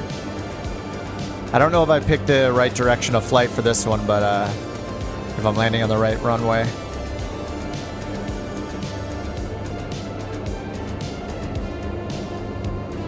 Doesn't feel too bad so far. Alright, gear is down, flaps are full.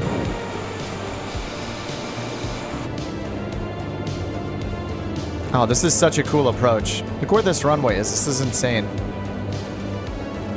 I don't know, the approach lighting system being on this side, maybe that's a good sign. Maybe this is the preferred direction.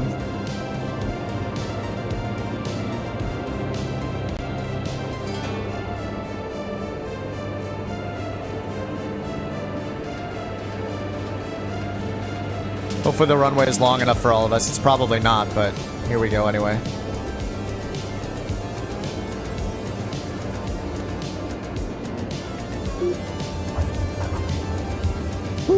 This thing comes in so fast.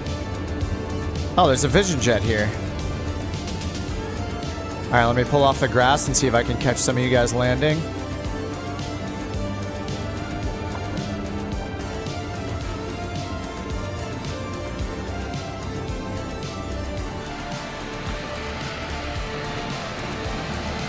Oh, John C. on the way in. Is that another MU2? Oh, Grand Caravan.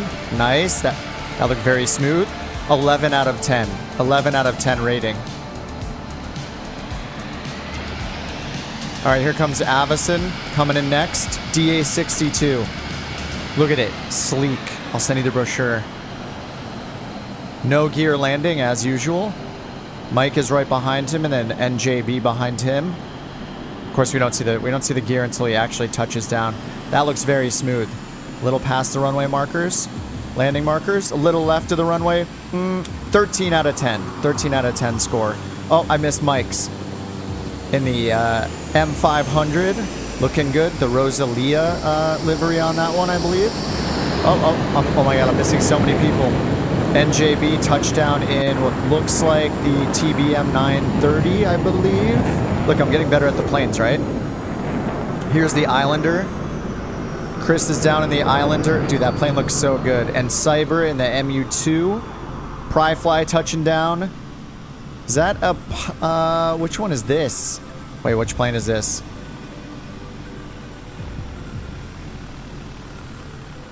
Is that just the generic Bonanza? Potentially the Bonanza. Man, there's too many planes. We got an airliner creeping in the corner there. Just staring at us all. Johnny coming down. He is in the... Is this the T... This looks like a 930. Is that the 930 as well? I think that's the TBM 930. Yes, it is. It says it on the tail. Nice, nice. A Bronco. What is the Bronco? Here comes Drake.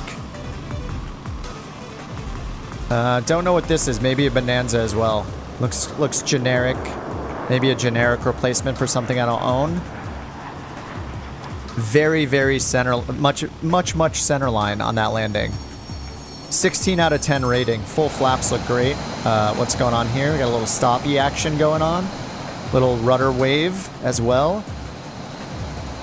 All right, Zagerman is going Mach 400. He's gone. He's gone. It's stratosphere. He's disappeared. His plane's invisible. All right, Mojo on the way in. Looks like another Bonanza, probably just generic replacement for something beautiful.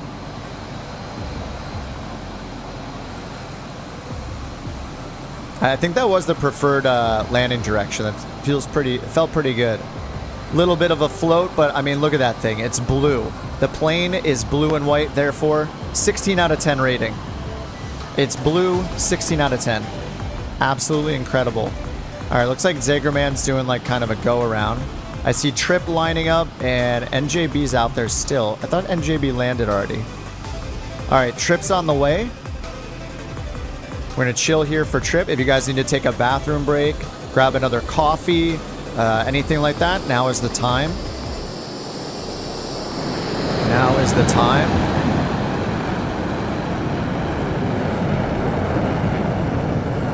All right, NJB's coming in for another attempt, it looks like. Are those the wheels hanging down? Is that the landing gear half out? This looks like it's the 930, I believe. The winglets are quite,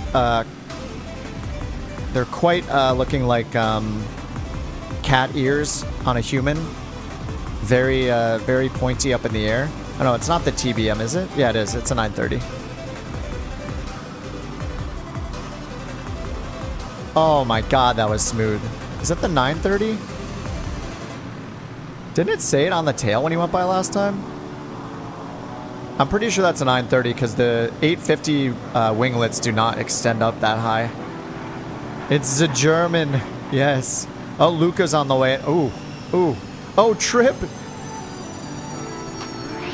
Trip is in the little biplane. Is in the little, is it the S1? That thing is so... I think that's the S1. 850 has... Oh, no winglets at all? I thought it had little baby ones. I don't know if anybody's actually in the 850. Oh, another MU2. Oh, in black. The black MU2. 19 out of 10. 19 out of 10 for Josh's rating. Oh, he's going around. He's doing touch and go. Yeah, 19 out of 10 for the MU2. It's just too beautiful. A blue and white plane, pretty nice, but the black twin engine MU2, absolutely beautiful. All right, Zagerman's coming in for a high... Oh. Maybe not a high-speed landing. Is this a Kodiak? It's either a 208 or a Kodiak. Coming in nice and slow. Almost suspiciously too slow. Like an AI is landing this plane. Too smooth. I don't know, that was a little too smooth. 17 out of 10. Because the plane isn't black, so we got a few points removed for that.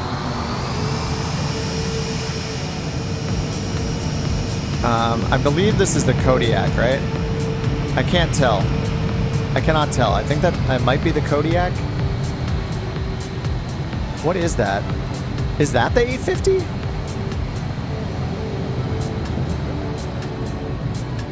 Wait, is this the 850? I'm so confused. I thought it was the Kodiak, but now I think it might be the 850? I'm so bad at this.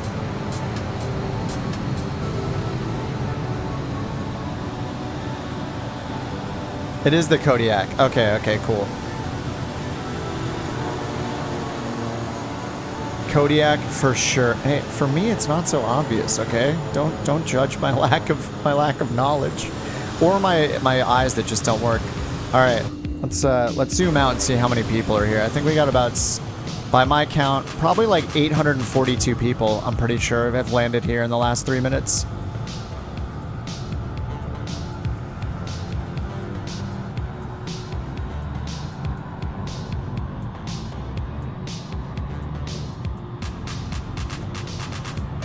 Airport takeover. Oh yeah, the pits. Is that the S1? There's an S1 and an S2, right, Trip? I think you might have been in the S1.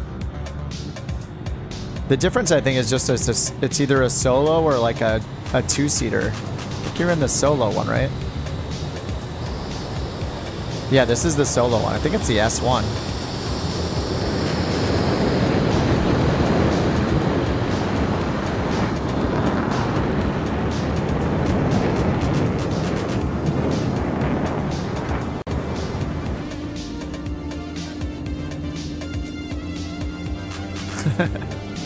All right, I'm gonna get back over to the start of the runway. I think this was the right runway to land at, so I'm gonna go get back on that part of that direction, back over this way. I can't steer on the ground for some reason. Oh, someone's tapping me on the shoulder.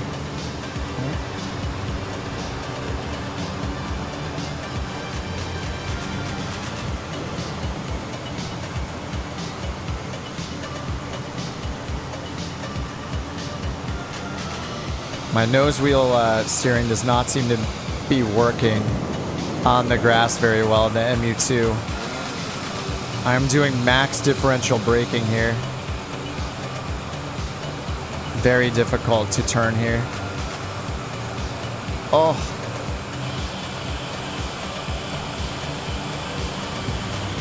Oh, now we're off we're just off like a race car. We're off like a juice goose. How much longer to stream? I don't know how far along this are we. Let's see. We might only be like a third of the way through. Oh my god, we have there are so many waypoints. I don't know if we're gonna finish this all in one stream. This is a lengthy one. It's a Delta Tango special. Oh, differential thrust. Yes, that's a good point. Yeah, good point, Blaze. I'm too basic on my setup, so I only have one thrust lever just because I kind of try to make it work for every plane and simplify my setup. So yeah, I have one thrust, one prop, and one mixture is all I have set. And then I have a speed brake set on my Bravo as well on one of the axes, just in case I'm in a jet, which is pretty rare. But yeah, that would help a lot. But I'm just going to destroy the brakes instead. I don't fly one type of plane long enough to like customize and have like a split throttle or split props. I probably should though. I should probably do split throttles, split props, and then a single mixture control and then the speed brake. That might be a pretty versatile setup too. Oh right, I also just remembered that when you go beyond the 50% point with the nose wheel steering on this, it turns the wheel completely perpendicular to the plane. So that's definitely just stopping me when I do that.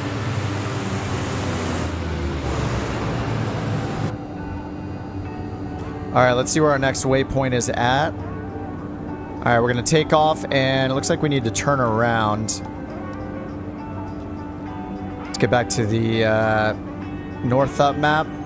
Yeah, once we take off, we'll need to make a turn all the way around. Probably to the left would be a safer turn over the water, and then to waypoint 08 out of, I think there's 614 waypoints. Pretty sure that Delta Tango added to this, so it's a pretty detailed route here. All right, we're almost at the 2-hour mark. Some people probably went for a bathroom break. I can speak. Just gonna chill here at the threshold of the runway for a couple more minutes, let people get back and taxi. You can take off either way, it doesn't matter. I think this way seems preferable. Let's go look at the windsock if we can find it. I think I saw a windsock down here. Yep, it looks like it's pointed towards us very slightly. Yeah, so it looks like we got, let's see, each segment of this is 15 or 3 knots, I think. So we got 3 to 5 knots blowing this direction towards where we are down here. Should be the preference. Soul says, "Do you see me?" Let's see. See endgame. Where is Soul? Is your username Soul? I believe it is. Mojo, Cyber. I see Loki. I see Luke. I do not see you, Soul. Make sure that you go up here and click your name and go to... Oh, you're Loki. Okay, you're Loki. Got it. I have to remember like 3 names for everybody. Like, what's your Discord name? What's your YouTube name? What's your Xbox gamer tag name? Sorry, it gets a little confusing. It's too much for my little brain. Can't handle it. This is a really cool airfield, though. I love, like, the location of this is really cool. Love it. All right, sip of coffee and then we'll take off. Oh no, it's okay. Most people have that situation, you know. It's an Xbox gamer tag you picked out back in 2001. Times were different then.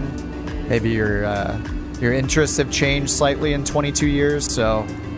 Or maybe you're only 22 years old and, you know, when you were born you made the gamer tag. Who knows? Things change.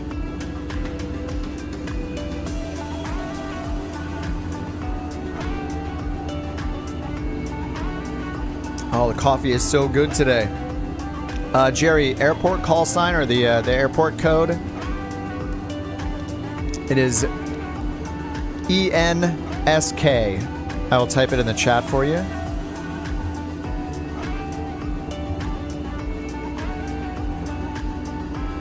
What's up, Timothy? This is the Mitsubishi MU2. It is in the marketplace. This is the newest Local Legends plane. It's a plane from Japan. I think it was made in like the 50s. It's on Xbox and PC. It's as you can see, a twin engine prop. It's beautiful. It has fuel tanks in the wingtips as well, which is really cool. It's awesome. It comes in black as well. It's very nice. The one thing I'll say about it though is it's pretty lacking in the avionics department. So I think it's good for VFR flying.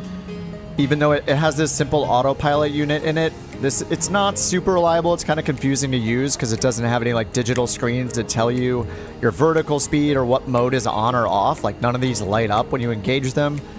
So it's a little confusing, but it is a really pretty plane. It's pretty unique. And then you can choose between the 530, having a 530 in it, or having steam gauge with like an old school looking weather radar. But the problem with this plane in the steam gauge mode, the non-GPS mode, is that there's no DME. So if you're flying with VORs, it is not good. I still think it's a really cool plane, but you know, for $15, it's up to you if it's worth it or not. If you fly IFR, I would buy, and you want a turboprop, buy the new M500, the Piper M500. It is the best. It is awesome.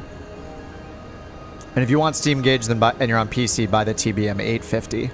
Those are my recommendations. Oh, my engines have stopped. Probably ran out of fuel. Yep, center tank is out of fuel. I'm just going to top everything off here. I think as part of the startup procedures, it does not turn on the other fuel tanks here. Let's see. The tip tanks are on. That's good. Main tanks are on. Oh, sorry. I think these are the fuel pumps for the center tank. Then we have the tip tank or the outer tank. Why is that held straight up anyway? I can't change it. The tip tanks don't have much fuel in them at all, but the outer tanks have... Oh no, the outer tanks are the tip tanks, I think. Wait, I'm not sure. I'm always confused. The tip tanks are the tip tanks. The outer tanks, I think, are more in the middle of the wing. Anyway, we talked about this last time and I was still confused. Anyway, I just topped it off and we're good to go. Alright, prop full forward again. Are you guys ready to roll? Hopefully everybody's ready to roll. You can catch up if you're not. Alright, parking brakes off. Let's go. We're going to take off. We're going to make a left-hand turn all the way over the water, and then we're going to... and then we're going to continue on to the next waypoint. Alright, this looks set. Let me get this wheel fixed. Oh, there we go. Alright, my flaps are ready to go. Ooh, or not. Alright, there we go. Full throttle. Hopefully this runway is long enough. I feel like the MU2 needs a lot more distance.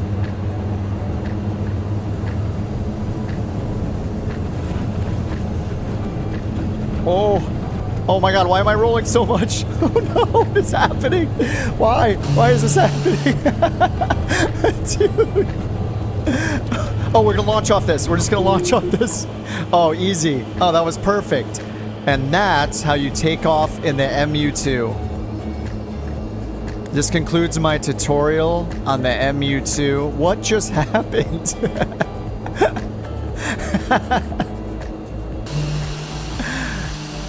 I don't know what just happened.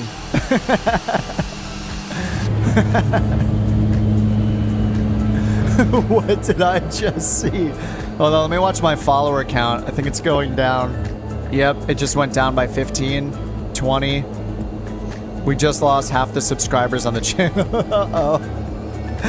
What just happened? It just became uncontrollable, and then the wing dipped. I thought the wind was favorable. Textbook takeoff. This is why I don't make tutorial videos anymore. Just...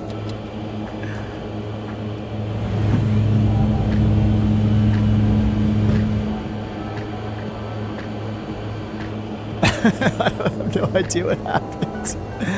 You know, I didn't set my trim and I only had flaps 5 instead of 20.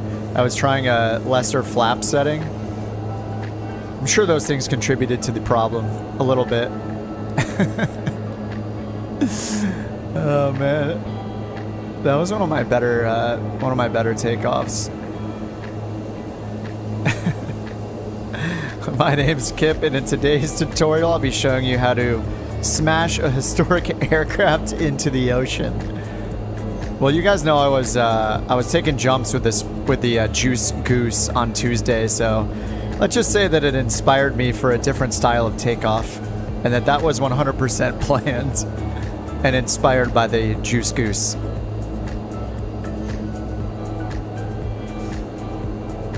All right, let's get this prop back into the green down here.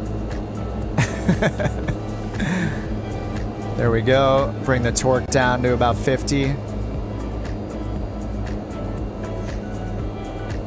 All right, we're good to go.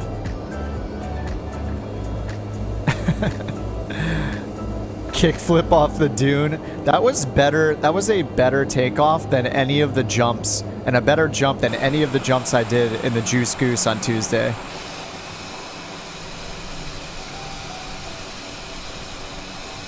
Oh man. That's what happens when I take a giant swig of cold brew right before takeoff. Oh, Delta. Yeah, sorry. I saw your message before. I forgot to read it.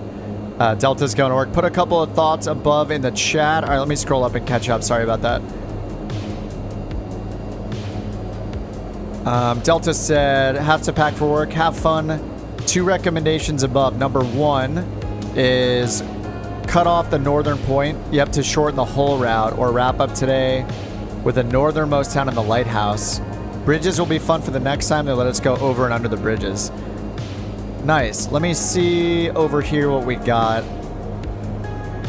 I don't want to miss any of the waypoints that you've outlined here. Yeah, we could just go. We could cut off this part and go to the east.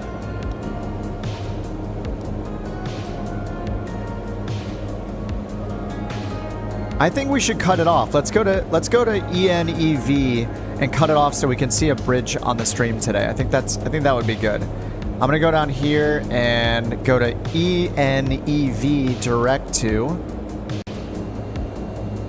and then we'll make a turnout to the right over that direction. Sorry, Josh and Chris are up there, a little more to the north, but yeah, I think we should cut off this leg and then we can go to the right here and hopefully get to a bridge on the stream today. Thanks, Delta.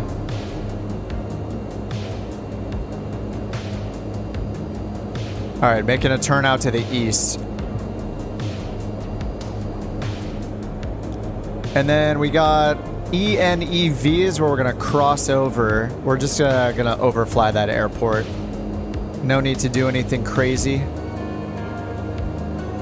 All right, looks like we'll be down in these in this valley here.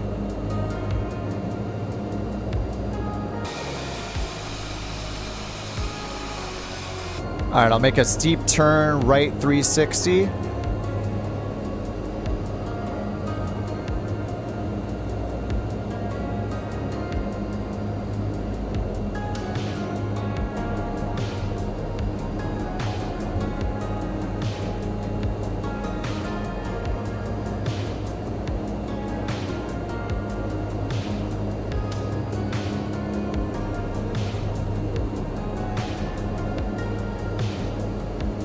Hold it steady. Got a little too much right rudder. There we go.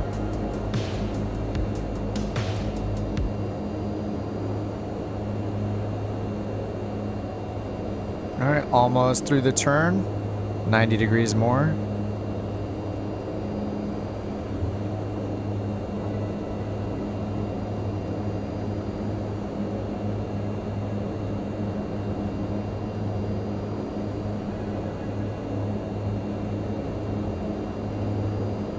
All right, and it looks like we're gonna follow this road into this valley right here.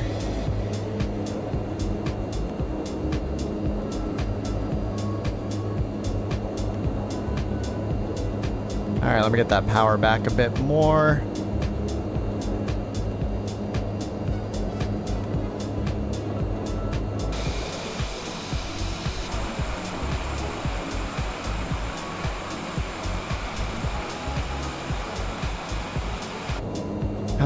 The MU2 is so pretty. I just wish it had DME. If it had DME somewhere, like they just need to add a little DME instrument. You call it an instrument, a computer DME display, like right over here, maybe something like that. There has to be DME in this thing. It'd be so much more useful.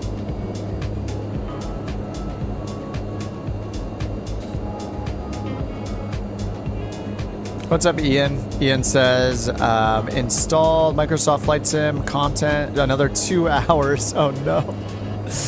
You'll get there. You'll get there, and then you'll experience the glory of your new powerhouse system. Oh, you fixed it, Steph? Nice. Oh, that's awesome. What was the problem? After some testing, he fixed the problem, or she. I'm just assuming a he. Oh, this peak is rad looking.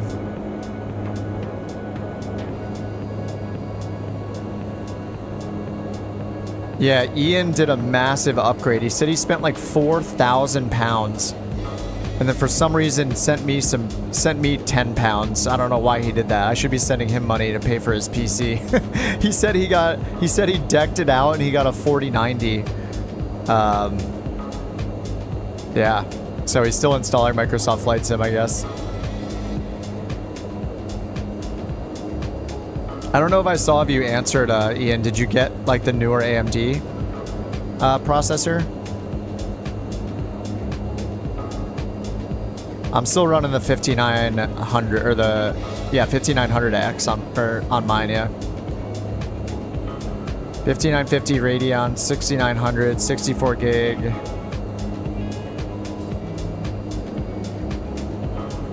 It's like 5K American. Yeah, I think he said he spent 4,000 pounds. All right, you guys are gonna need to gain a little altitude if you're down in that valley. Oh, you guys are way over there. I'm gonna turn around. I'm gonna do another 360. Oh, is this an airport right here? I took a shortcut off of the original trip to go to the bridges. Is this a little town here? Okay, just the way the terrain looks at a glance, I thought there was like a runway down there. Everything looks like a runway. All right, I'm gonna do another 360 here. How much is it in kilograms? Hey Joe, what's up? How much is it in kilograms? FSUIPC. Oh, you quit FSUIPC. Yeah, I don't know why, but whenever I think of FSUIPC, I think that I don't want to use it. I think it was a requirement to use a pilot's life. But yeah, unless you absolutely need it, I would get rid of anything you don't absolutely need. As far as like external programs that are running in the background.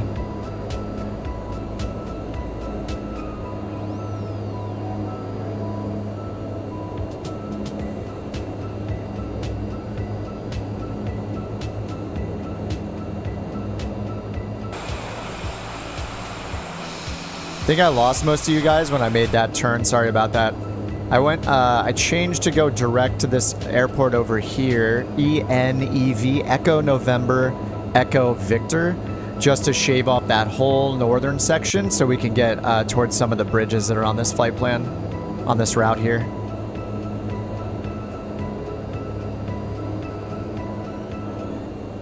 Delta was saying that the bridges are like good enough to fly under too if you wanna get your stunting on. So like Trip in his pits, he could totally go under there and do a barrel roll. Lee and CCJD, thanks for the subs, guys.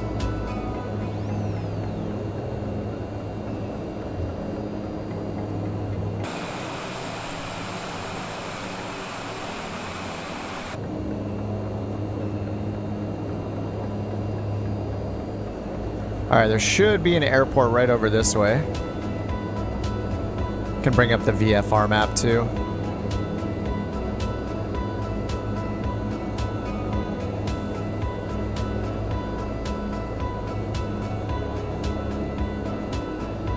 I'm not sure if this airport is up on a mountaintop or what.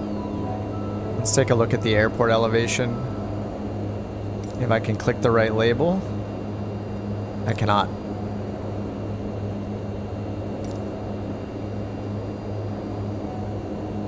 There we go.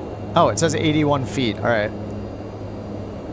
81 feet. Winds are 180 at 7. We're just going to fly by the airport, though. No need to do another full stop. We'll just keep this trek going. And I'm going the wrong direction. I think it's over. It is over this mountain here.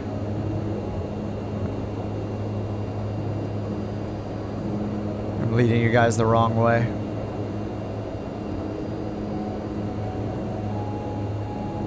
New CPU is the 7950 X3D. Yep, that's the one, isn't it? Very nice. Yeah, I'm still on the 5900X. I think I got it like 2 years ago or so around this time. But yeah, I'm still on like DDR4 memory. So my next upgrade, now that I have the 4080 going, is going to be the big one. It's going to be, yeah, motherboard, RAM, and processor all at the same time. So I'll probably wait until the new year or something like that to do it. But I'm really curious how well it runs the sim, since, you know, Microsoft Flight Sim is so CPU heavy, CPU required. Pretty much everybody has their frames and performance limited by their CPU. So I'm curious to see what kind of performance you get on that with that upgrade, especially with the CPU upgrade. Delta says, technically I haven't tried the bridges, but all the new POI bridges have been fly underable. Okay, so go under the bridge at your own risk. And for me, it's take off from a paved runway with a headwind at your own risk in the MU2.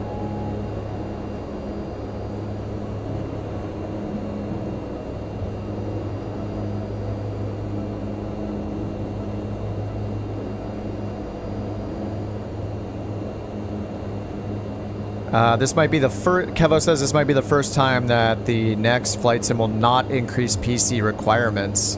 Xbox changes the game.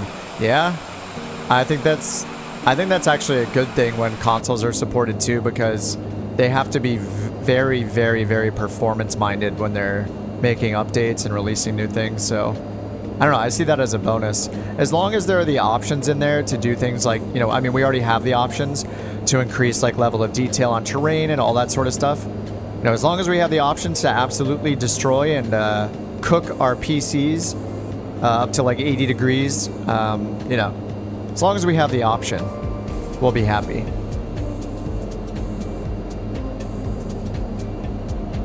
Fly underable is a formal aviation term. Absolutely.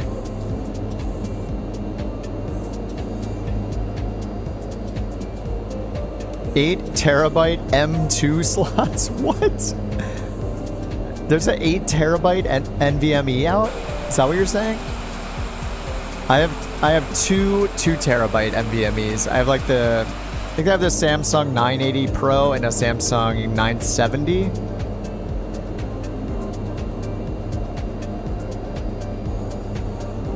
All right, this looks like the airport right down here. We're just gonna do a flyby and continue on and look for some bridges. Remember, we have a bridge right out here at the end of this section. Maybe there's one right over here.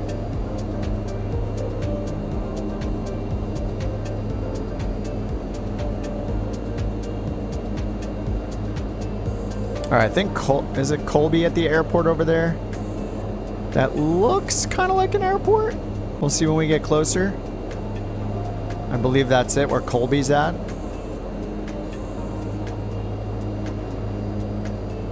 Oh, 4 slots, 2 terabytes each. Oh, okay. You can have 4 2 terabyte NVMe drives in your motherboard. That's insane.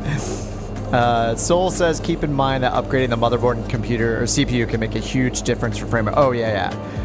Yeah, especially for this game. And, you know, I've been playing Star Citizen as well at night with a friend of mine the last week or so, which has been actually a really good time. I know that game is kind of a running joke for a lot of people. In the PC gaming community as a whole, that game gets a lot of flack, but we've actually been having a blast. But both Microsoft Flight Simulator and Star Citizen are very CPU heavy, just because of all of the, I think it's all like the AI traffic, multiplayer, the photogrammetry loading, like all the network requests, like all that stuff. I don't know exactly why it's so CPU dependent, but it is a similar situation where you're pretty much bound by your CPU.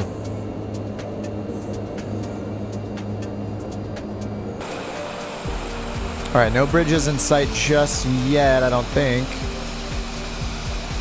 If you guys are just joining, we are passing by Echo November, Echo November, Echo Victor, ENEV in Norway. We're on the USA East multiplayer server. Just make sure you have your settings on all players when you set your flight conditions on the world map. Choose all players for your multiplayer option. And USA East, where you click your name in the top right. And then you should be able to see everybody.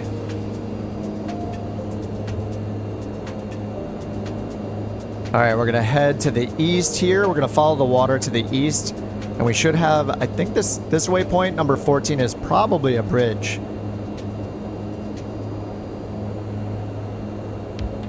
And this is Delta Tango's route that he shared with us over Discord as a fallback, an unexpected fallback to the bush trip idea that just did not pan out. And using one of the built-in bush trips, that was just not a thing. Servers are powered by hamster wheels, that's true. The showcase they had for Star Citizen is insane, though. Like, the stuff that's coming out in the upcoming 4.0 version is incredible. I just very much nerded out on all of those videos. I watched like hours of them from CitizenCon. They have some incredible server mesh technology. I guess they've been working on it for like 5 years or something like that, where basically every single server in the cluster controls a very like a small section of the map, essentially, of the universe, and all of the adjacent connected areas that are also on their own server instances, they like kind of communicate with each other, and if one goes down, it will kind of the others will take over until that server section comes back online, and then it will resync everything. It was just a really nerdy but really cool demonstration. I just love seeing things like that. If it never comes out, you know, who knows? Maybe it'll never ever come out. I hope it does, though. The previous CitizenCon updates, to my knowledge, have come out. You know, they are patching the game regularly. So, anyway, all of that aside, we've been having a really, really fun time. Me and a good friend of mine in Star Citizen. So, and like, people call it a scam, but I mean, it's a known alpha. People played games like DayZ for a decade. DayZ is like still, even though it's out, is like a perpetual alpha as well, and people love that game. It's just so ambitious that it's going to take a really long time. All right, I can see a bridge out here in the distance. Right there is our first bridge. Fly under it at your own risk.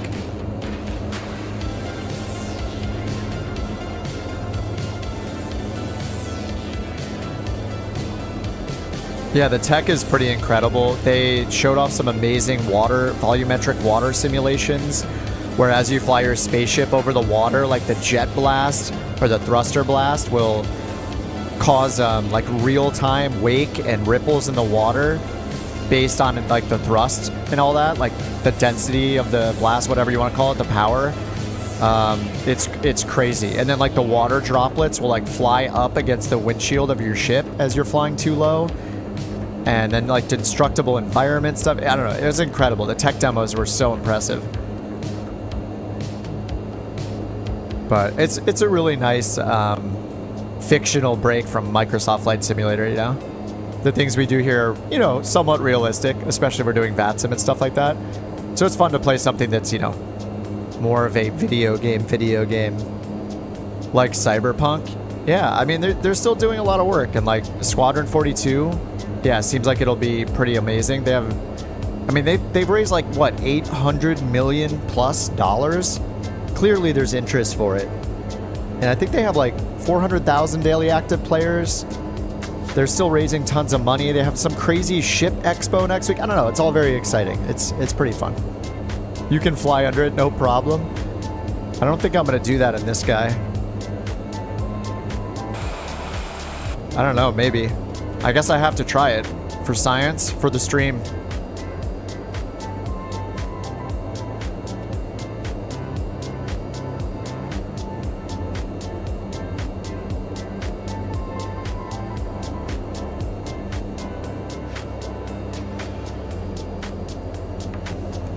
Minnow's going in.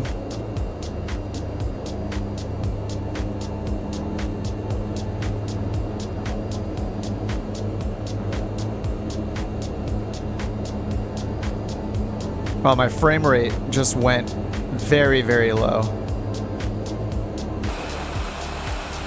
Yes, success. Wow, what is going on with my frame rate right now? This thing is going crazy. All right, let me get an active pause going. Get outside and watch everyone else fly under it, if anybody's going to attempt this. This feat of magic. Wow, what is going on with the frame rate?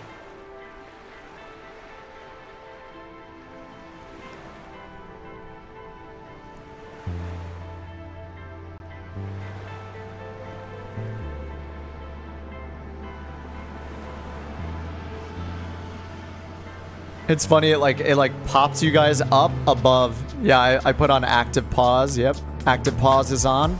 I am frozen. Yep, I just paused myself so I could move this, move the camera over here to watch you guys fly under the bridge real quick. Looks like Johnny's going for it.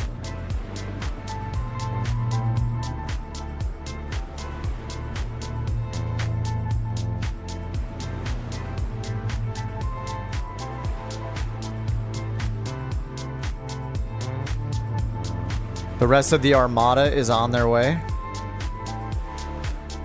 Actually, looks like a pause is a good idea here. Sorry if you guys didn't pause. You could do a 360 if you want to wait up for people. Cyber Warrior's on his way, and he's already low altitude. He's in the MU2, looking good, of course. The rating for this plane with the black livery is 19 out of 10 rating. You get like an additional 7 points if you're using a black livery. Blue is worth +3. And if it's an MU2, then it's just instantly better looking than everything else. So you're just more towards the 20 out of 10 range instantly. It's just how it is. I mean, look at it. Look at that thing. Avason's coming in 45 feet above the ground. A true stunt pilot altitude.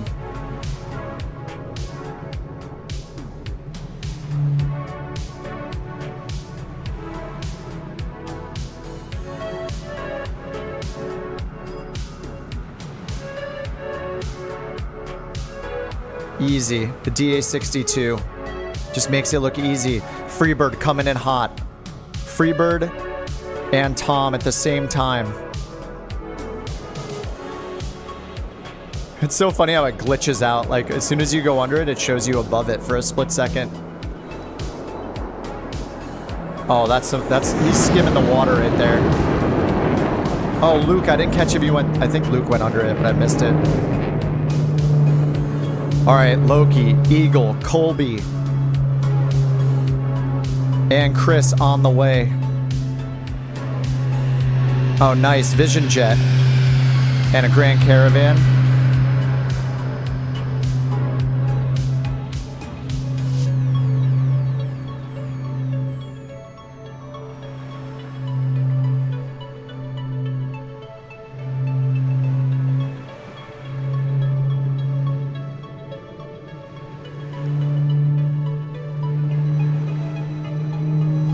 Bridge in 20 minutes. Yeah, okay.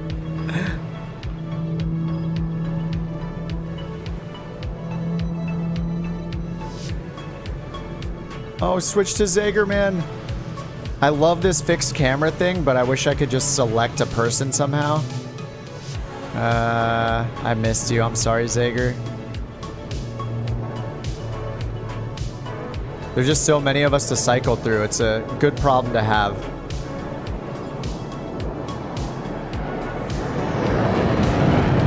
Oh, there we go. I got Minnow coming in. Tracking mode. Oh, he's in a citation. Oh, easy. Easy. In a jet, in a citation under the bridge. Kevo says, I kind of can't stop flying the M500. Dude, I love that plane. All right, I'm back. Let's get this active pause off. I thought I clicked it. Maybe not. None of my controls are working. I don't know what's happening.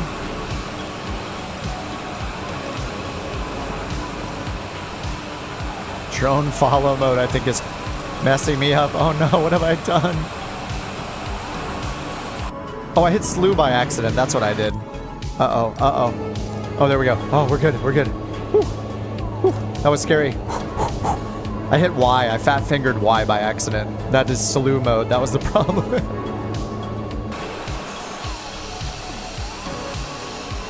All right, boys, let's continue. Boys, girls, humans, aliens, gamers, simulators.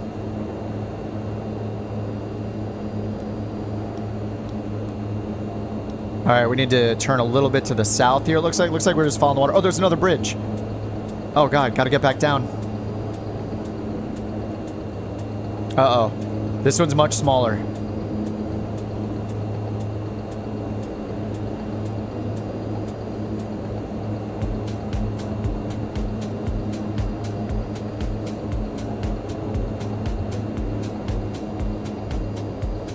Oh, I hope this works.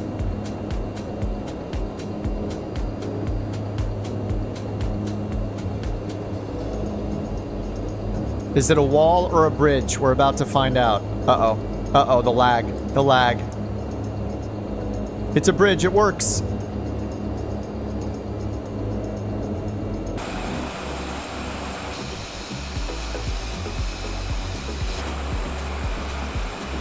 Active pause.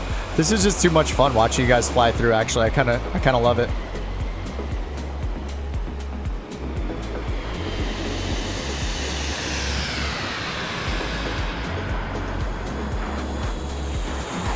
Luke and Johnny are through. Eagle's on the way in. Oh, he's skimming the water. He's touching the water with his wingtips. A true professional. Beautiful. Oh, that's awesome. We can see the other one in the background, too. Zagerman incoming and Cyber Warrior. This is great. There's just a huge group of you guys coming in at the same time. Oh, you were right behind me. It's like Zager might have abandoned the plan. Oh my god, look at that plane. Look at it. Oh, it's the dark blue one. Or dark blue and green. Nice. Minnow again with the citation under the bridge.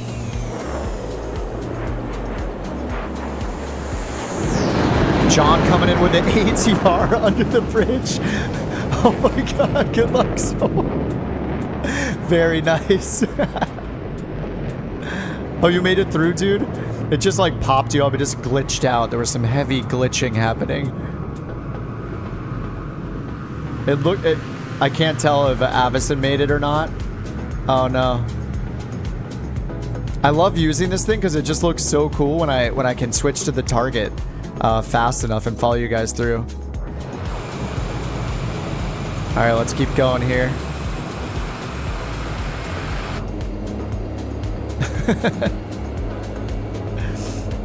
Funny going through with these types of planes.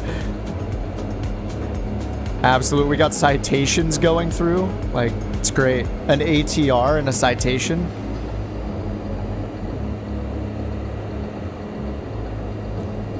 All right, I'm going to skip the camera for the next one or two. I don't know how many bridges there are along here. Who knows? There could be dozens. Gotta keep that nose down just in case.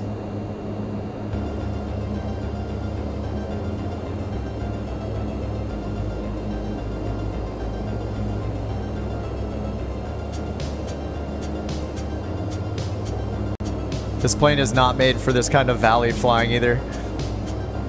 Just in the canyons.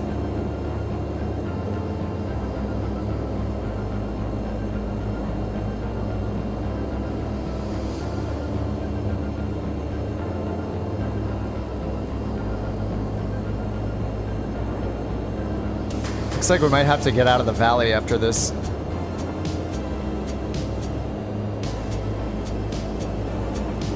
It's entering like creek territory.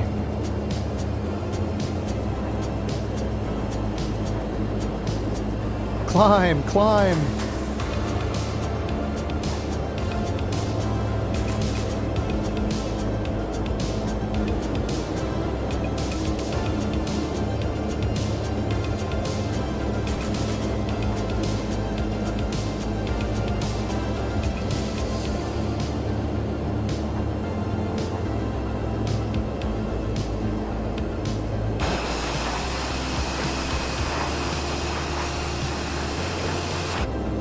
Getting some crazy lag here.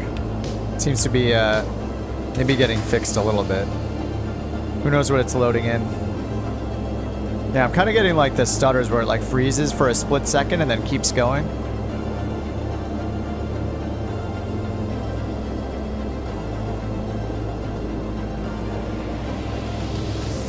Again, this route's brought to us all by Delta Tango. Thanks again, dude. He put it in the Discord if you guys want to download the whole thing. He actually put 2 of them in the Discord. This one was based around the landmarks, so we saw the lighthouse, and now we're flying by some more bridges. These are all landmarks that are... I don't know if all of them were added in World Update 15, but I think he based it on being in World Update 15.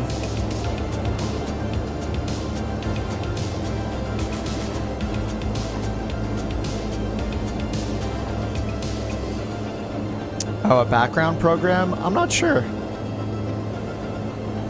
It's possible. Not really running much in the background, besides, you know, the stream itself. All right, it looks like we're going to turn to the south after this section here and go through follow another river down here. And then after that, we're at our final, our final destination. So it looks like we got some more, potentially more bridges.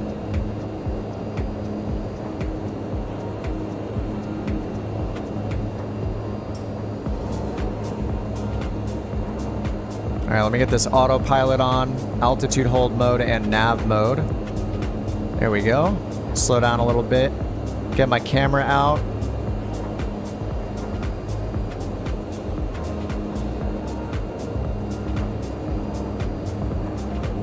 Yeah, this looks like a pretty sharp turn here to the south coming up. I'm gonna slow down to 40 on the torque. There we go.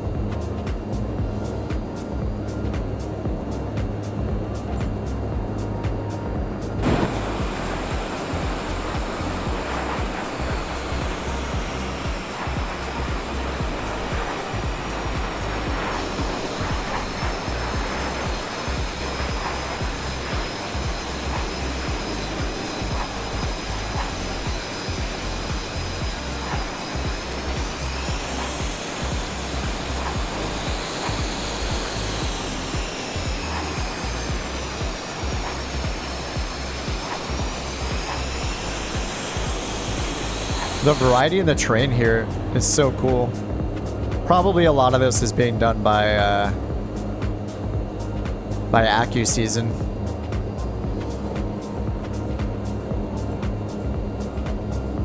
Autopilot, thank you so much. It's letting me enjoy my coffee.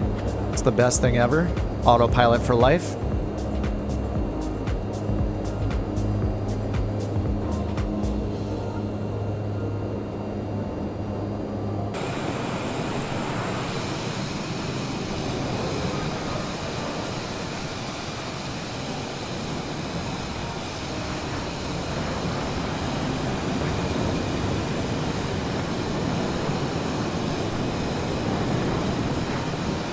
The lighting's not great though. Let's see what low clouds looks like again. Actually, I'll check live weather first. Oh, nice. Oh, hey, we have snow now because I changed the time of. Wait, that's interesting.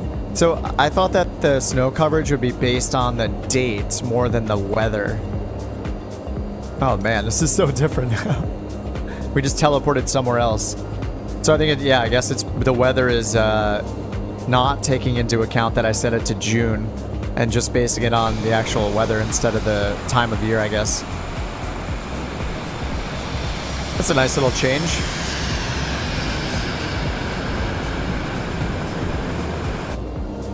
I mean, it also looks good this way. Avison says, I recently added accuracy. It makes a big improvement. Yeah. I think the same way that like Navigraph, I think is the best thing you can invest in if you're flying IFR. If you want the VFR improvement, the best thing you can do is either get AccuSeason if you're on PC, or if you're on Xbox, or you just don't want to pay for AccuSeason for whatever reason. Get the Bijan trees in the marketplace. Those let you choose what season you want at any time. AccuSeason's a little more precise. It like changes on a weekly or by every other week basis, I think. I think it might be weekly. And they do that terrain painting, terrain painting stuff they do now. It's really cool. But I think the plus side of the Bijan stuff is that that developer is always adding more points of interest. So if you love going on like scenic flights, points of interest and stuff like that, that one's it's pretty good because he's constantly making updates. At least the last time I was using it, he was constantly putting in updates. Oh no, the autopilot's gonna kill me. And putting in things like choosing islands in the Caribbean or whatever, and doing hand-done structures and trees and stuff. There were a lot of those updates coming in for free as part of his work, so also really good. They're just good for different reasons. But if you're on Xbox, you don't have the choice of AccuSeason, so yeah, I would definitely recommend getting the Bijan ones. B-I-J-A-N, Bijan. Probably pronouncing it wrong, but...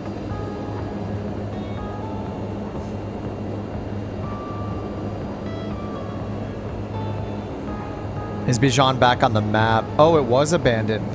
I haven't used it in a long time, so maybe I'm wrong about the updates. Back when I was using it before I got AccuSeason, it was like, it felt like every few weeks there was a major update with adding more like points of interest and stuff. Maybe those updates kind of fell off. But I think even if those updates aren't coming in, it still adds so much to the sim, replacing the default trees, that it's worth it either way.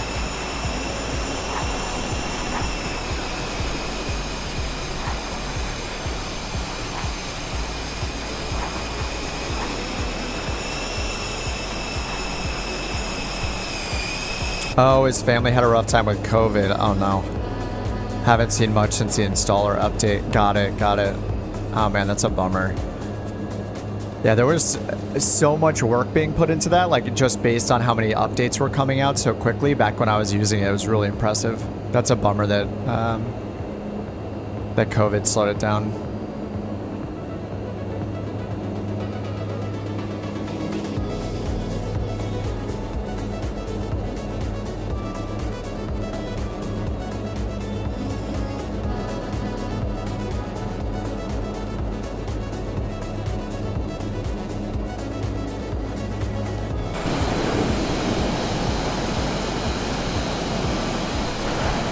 I am not going to do a 360 to regroup so I can catch more of your guys' landings once we get to the end. I'm just going to keep the pace up here. He was doing a terrain mask before anyone else. Oh, yeah, yeah. I remember that. Yep. Yeah, just the amount of updates he was providing was kind of unprecedented. It was incredible. Like, very, very worth the money.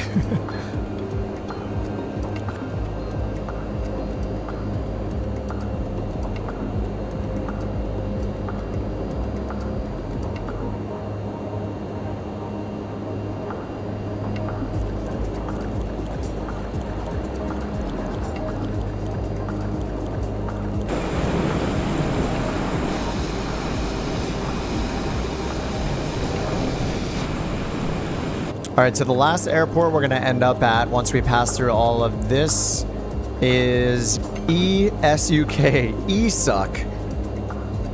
We're going to ESUK. Oh, no, we're not. We're going to ESNQ. Sorry, ESUK is just right there. I had to say it. ESNQ. Echo, Sierra, November, Quebec is our final stop. ESNQ, ESNQ.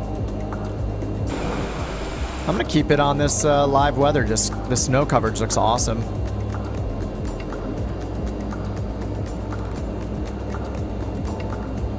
Looks like we just keep following this valley. And I don't see the water, but I guess up here it looks like the river continues. So if you're not using live weather, then you'll probably see the actual water.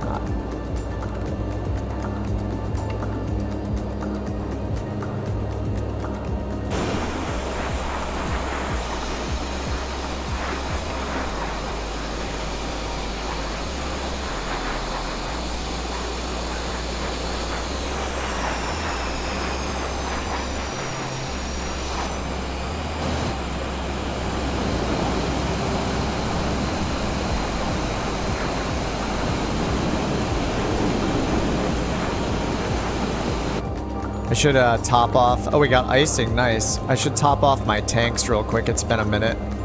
It's only drawing from the center tank, so I'm just gonna... I don't know why actually the switches weren't working down there before. Let me turn pitot and ice on. I don't know if we have any ice protection on this, actually. I turned the switch on and the windshield cleared up right away, so... Whether or not there's actual ice protection systems in this... I mean, I think there must be, just because it is pressurized. This goes up to 30 or 31,000 feet, right? Yeah, air conditioning and ram air. And then, is there windshield? Stall warning tests. Air conditioning to hot.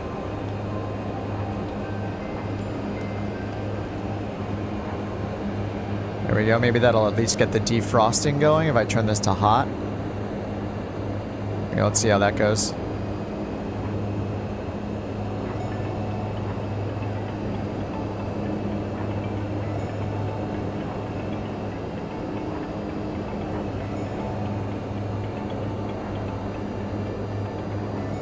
Look up. Oh, right. There we go. Prop de-icer. Nice. Nope, doesn't like me. Yeah, it looks like the windshield. The windshield is the one I desperately need right now. Alright, I might have to go off of live weather so I don't destroy the plane. Back to the pretty clear skies. Let's go few clouds. And we can see the river. Saved.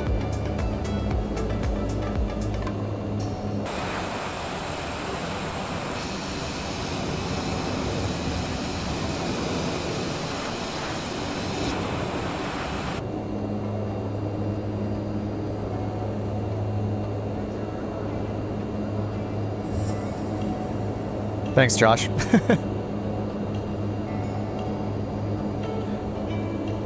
Yeah, I mean, there are a lot of ice protection systems, but the one that I need is the windshield. That's the one that's not working yet, or ever. Who knows? I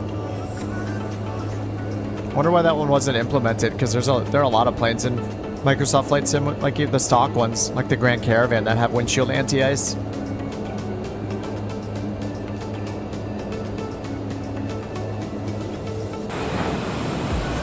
The terrain like hasn't loaded in here or something. It's just like one color, no texture at all.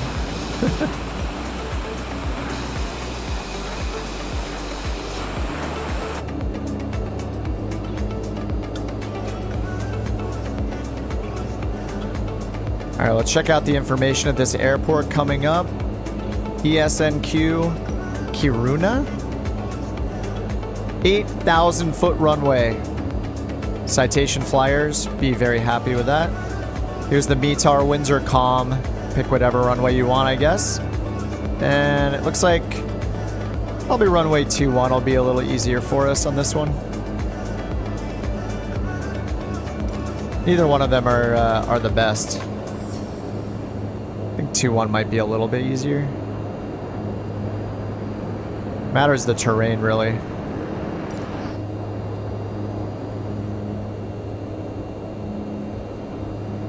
Dude, I expected that flyby by Luke to like shake the plane.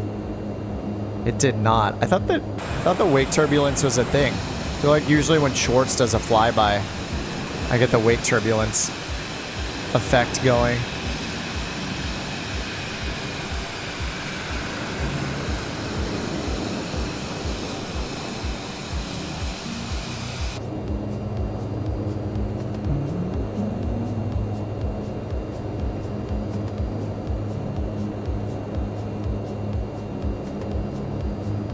Oh, we're in Sweden now. Nice. I'm not familiar with the name of that city or the airport. I guess it was Norway to Sweden.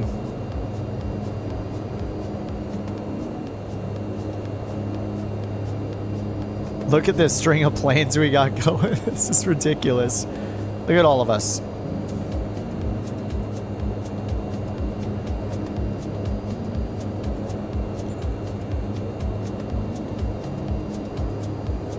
All right, so yeah, winds are calm here. 8,000 foot runway. Should be a breeze. Let's see how far away we are. 20 miles until the airport, roughly.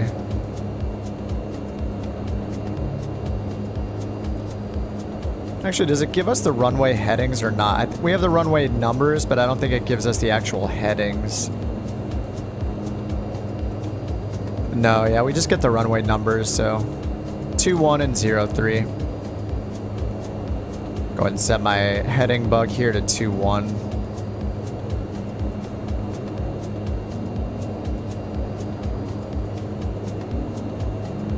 Feel bad the original, the bush trip idea didn't quite pan out. I think maybe with some more planning it could work and more heads up. But it's kind of a pain. I think like people will have to download it in advance. We'd have to make sure that multiplayer works for it. All those things, so. It's weird, it feels like I'm on autopilot, but I am definitely not. Yeah, this is completely disabled. It's just like trimmed out right now. We're losing some altitude, but.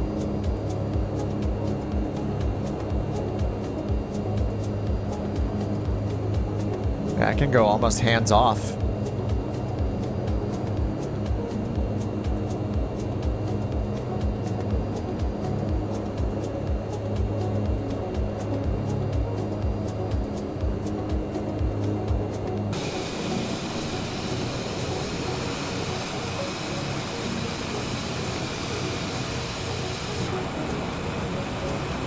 Oh, it's the most northern airport in Sweden.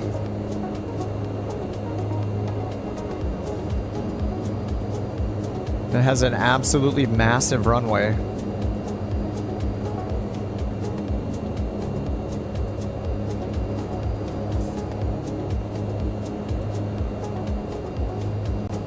All right, can we see the airport yet? Let's see.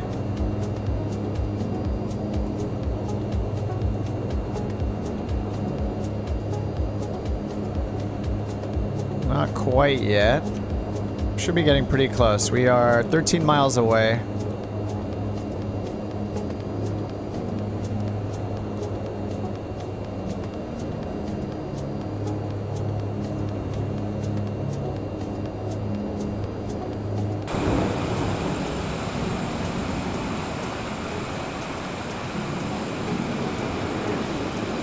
So many screenshots.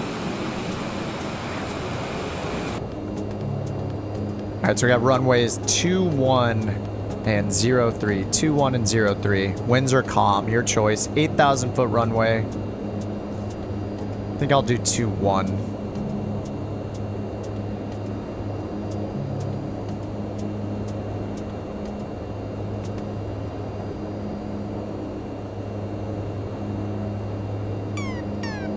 Wow, the timing. It's on random. It's on shuffle in a separate tab I can't even see. I think I have like 96 songs in this playlist now. I mean, the timing is a little off. Like, if I was doing this intentionally, I would have hit it as soon as I was on final. Best song in the history of music. I mean, I don't disagree. This area is rough on the FPS. I was getting a lot of stutters once we got to those bridges for some reason.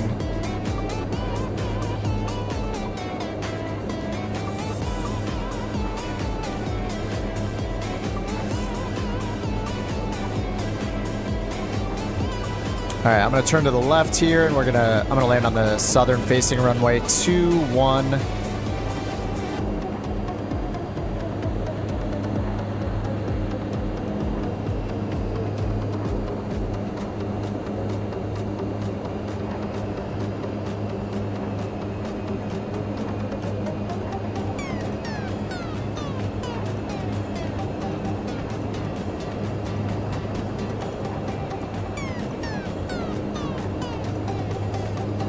All right, we got turbines.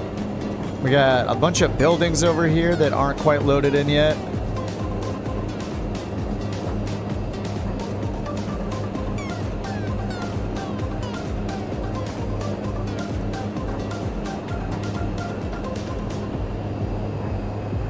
Looks like this might be the airport. Or it looks like it might be right over here maybe. I don't quite see the runway yet.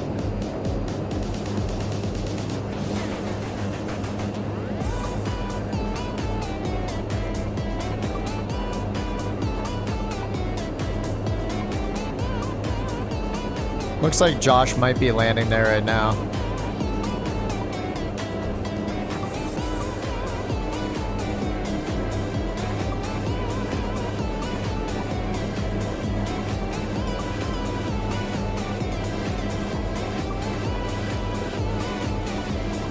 It's crazy how long it takes for the airport to load in. And maybe I'm just too low to see the runway, but it's an 8,000 foot runway. I still don't have it made out. Where is this thing?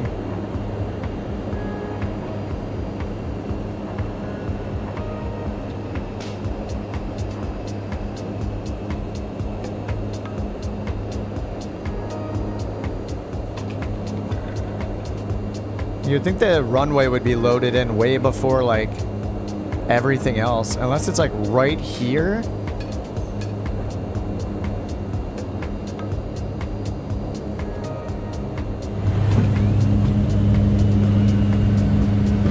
It's got to be here to the south. I'm going to be a little off from the runway, but I didn't even see it yet. Am I completely blind? Where is the runway?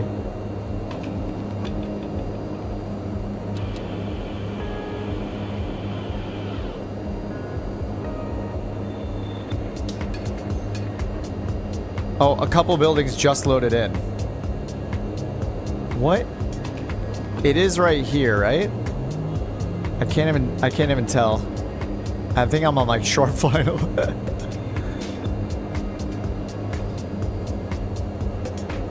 Why is this so difficult to spot?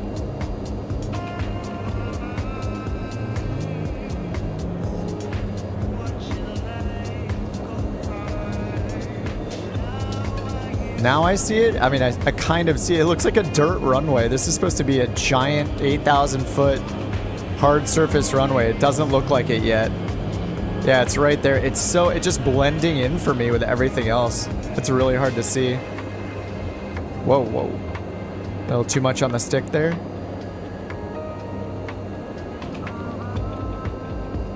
Yeah, it's just, I mean, I was very, very low approaching it, so it was much harder to see. That is the main issue, but the contrast, it's just so low contrast, it's hard to see it.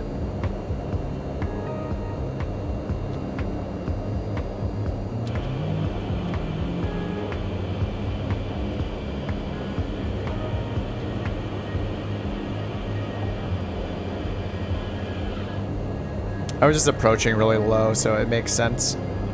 Low altitude, all the trees in the way. It's just nestled in with all these trees around it. Whoa, what the heck? Is that landing assistance? Why did that just turn on? And where is it pointing me to go? It's like takeoff assistance just turned on randomly. What the heck? What is going on?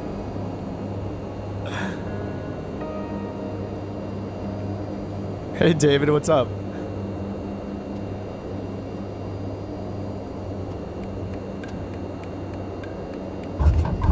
Ooh, I'm still so luff landing this thing.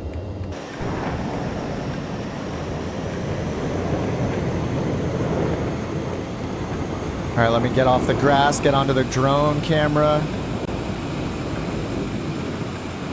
The nose wheel steering needs some improvements too on this. It's way too easy to like stop yourself with the nose wheel. Like overturning it, it's pretty hard. Takeoff assistance for the last one? Yeah. Oh man, there's so many of you guys. All right, good luck everyone. You only have 8,000 feet to work with. Calm winds. Just make sure you look good. Can we get a wing rock here on the way in? We need an Oshkosh style. Rock your wings. Rock your wings. Rock your wings on short final to mess up your approach. All right, here comes Tom. DA62. Little wing rock. Oh, Johnny swooping in right in front of him in a TBM. Ooh.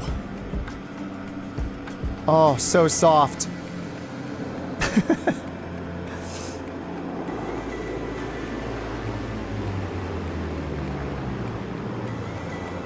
Beautiful. Look at this. Very, very close to the center line.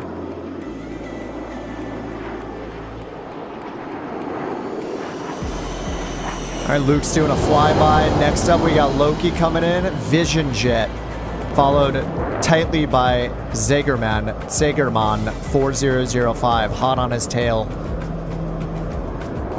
Man, I love the Vision Jet.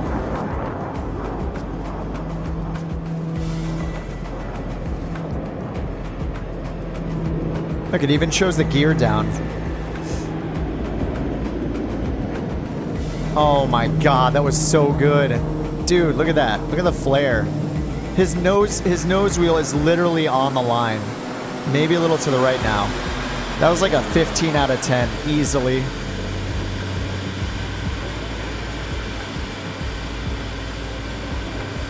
Alright, lining up on final. Looks like we got Eagle, Pryfly, Minnow, and John all here. Blaze coming in behind them on base.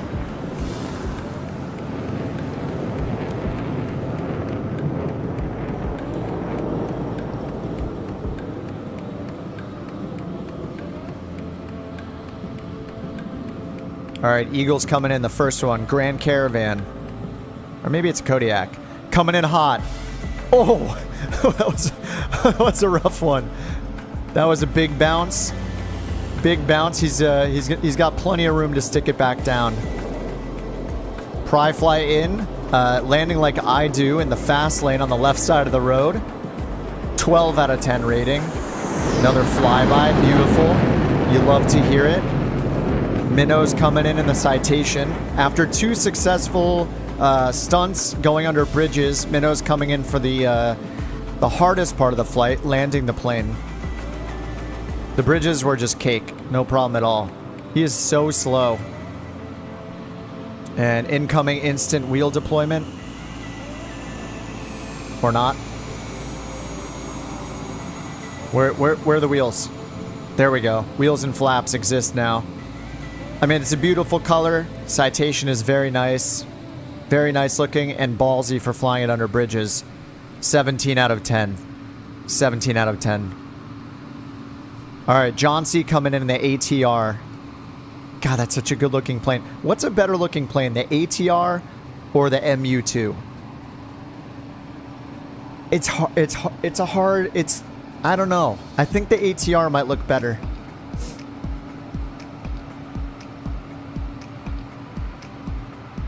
Just checking my suspension in the OS Eagle. Nice, Jerry. Hey, I'm glad you joined us, dude. All right, here comes the ATR. There's the gear. Oh, it's so pretty. Oh my God, that was too good. It looked like he's like trying too hard almost. Maybe minus 1 point for that. So we're at 14 out of 15. But it's the ATR, so let's bump it up to 18 out of 10 points. I mean, 18 out of 10. Just because it looks so good. Shallots in the Islander. Very, very nice. Good landings today. We got a really long runway. Really long runway. And calm winds makes for some good landings. A little headwind would be nice. All right, here comes Avison in the ever beautiful DA62. Even though we can see all the way through it and it has no glass installed in it somehow. No gear, no props, and no glass installed. Okay, we can kind of see those things now.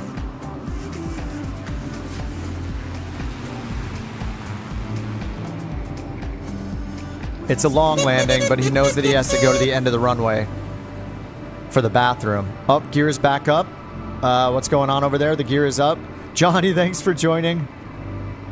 Somebody passed this man his carton of cigarettes for his future air taxi flights for his passengers.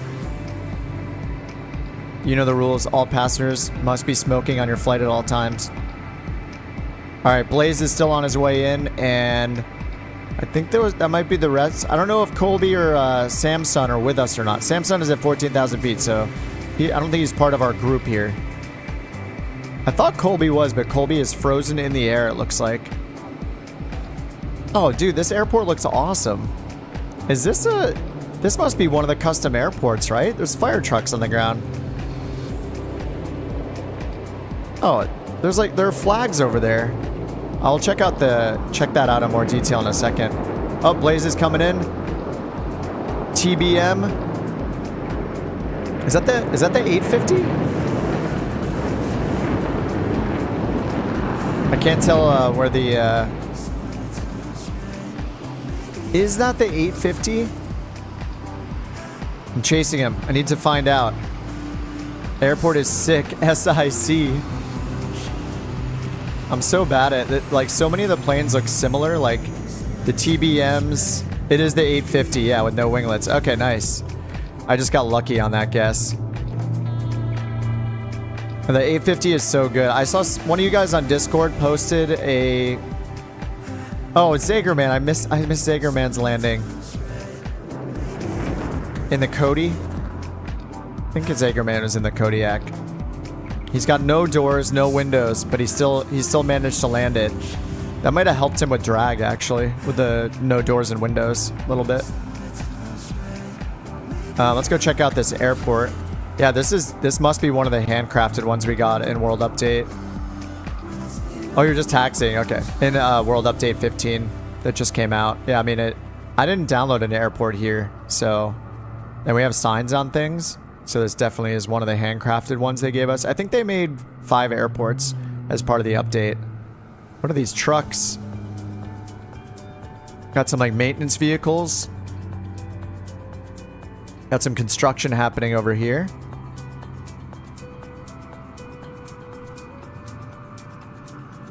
Oh, there's little forklifts on the back of this one with some pallets here.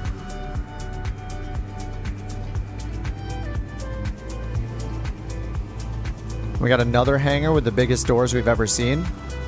There's not anything in here, is there? Negative.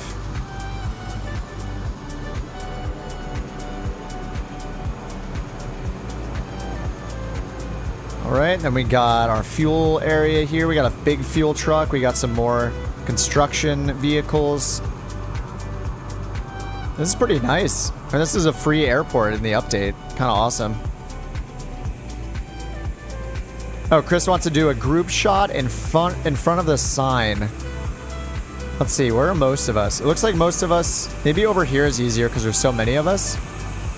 Like in front of the tower. Next to the citation. This might be a cooler visual.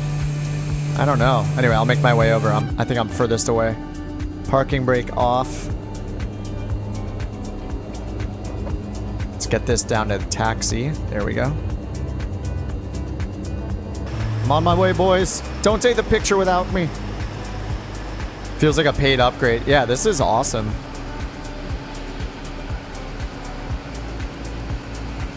Nice. This is a good spot. I think we need the extra space over here.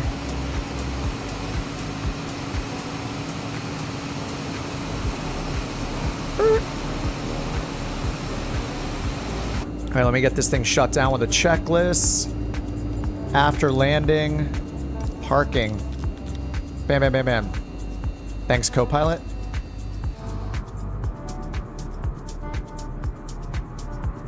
All right.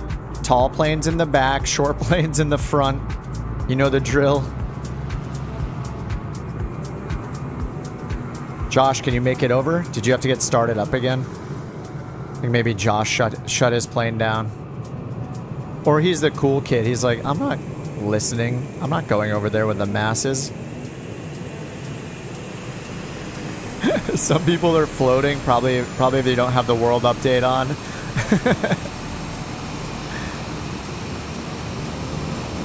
I'm sure the world update has some elevation fixes, and yeah, with the airport, you just end up floating. Oh, nice. Josh made it over. Looks like maybe he slewed it over or something. Beautiful.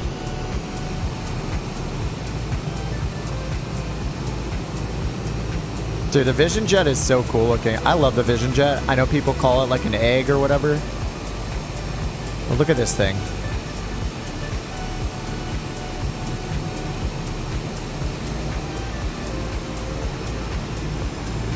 I think the ATR is the coolest looking. I love the MU2, but I think the ATR looks better. The Cirrus is your favorite? I really like the Vision Jet. It's fun. Everyone watch out. The big boy's coming through. The ATR's on the way. As the Citation is longer, it seems like. Maybe not quite as long. The wingspan's obviously like way bigger.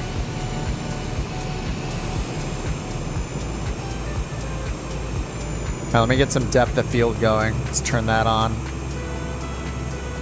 Level it out. Focus, focus. F2 and 3. There we go, F3. Let me move back. If you want that crazy depth of field, you need to move back and zoom in. And then do the focus, like a real camera. There's just too many of us. It's just insanity.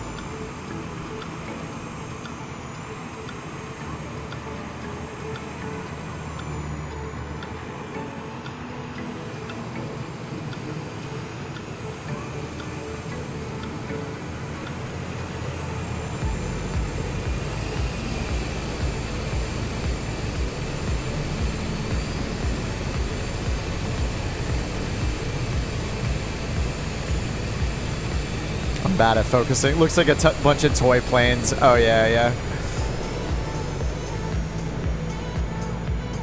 Oh, there's like, what are those? There's like little pyramids in the back. What the heck?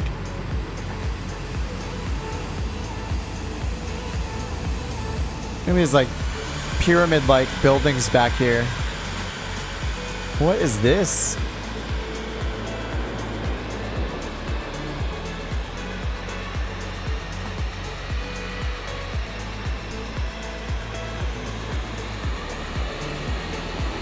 Huh. Look at this building.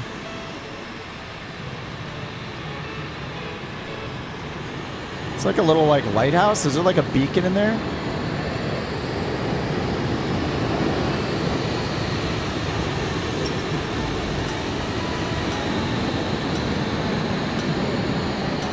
A TP, very cool airport. Yeah, this is pretty awesome. this is the ATC tower. It's the ground controller in there.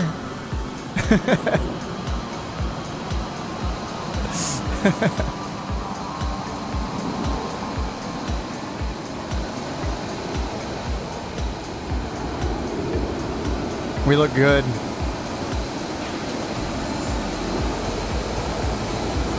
Good stuff. All right, guys. Thanks for flying along. Sorry for the rough start at the beginning of the stream. If you were here for that, it was definitely a very rough start at the beginning. But thanks to Delta Tango again for saving the day with a quick sharing his flight plan here. We followed along with Johnny. Thanks for becoming a member again, dude. Appreciate that.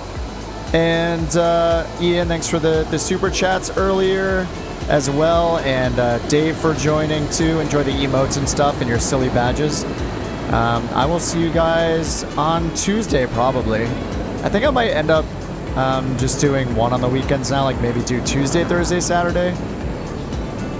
Maybe a Sunday one here and there, but yeah, I think I'm just like maybe overdoing it a bit too much for me on the stream. So, but you never know. I might pop in and do some random VATSIM stuff on a Sunday as well. But thank you guys for flying along, and thanks for putting up with the intro. There was a very messy start of the stream, but we recovered. Thanks for flying along. Yeah, have a good rest of your day or night wherever you guys are, and I'll see you guys at the latest on Tuesday.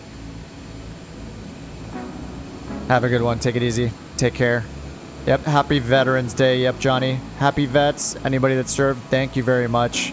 Hope you enjoy your weekend. And I'll see you guys next time. Peace. Oh, I mean, see ya. All right, guys. Have a good one. Later.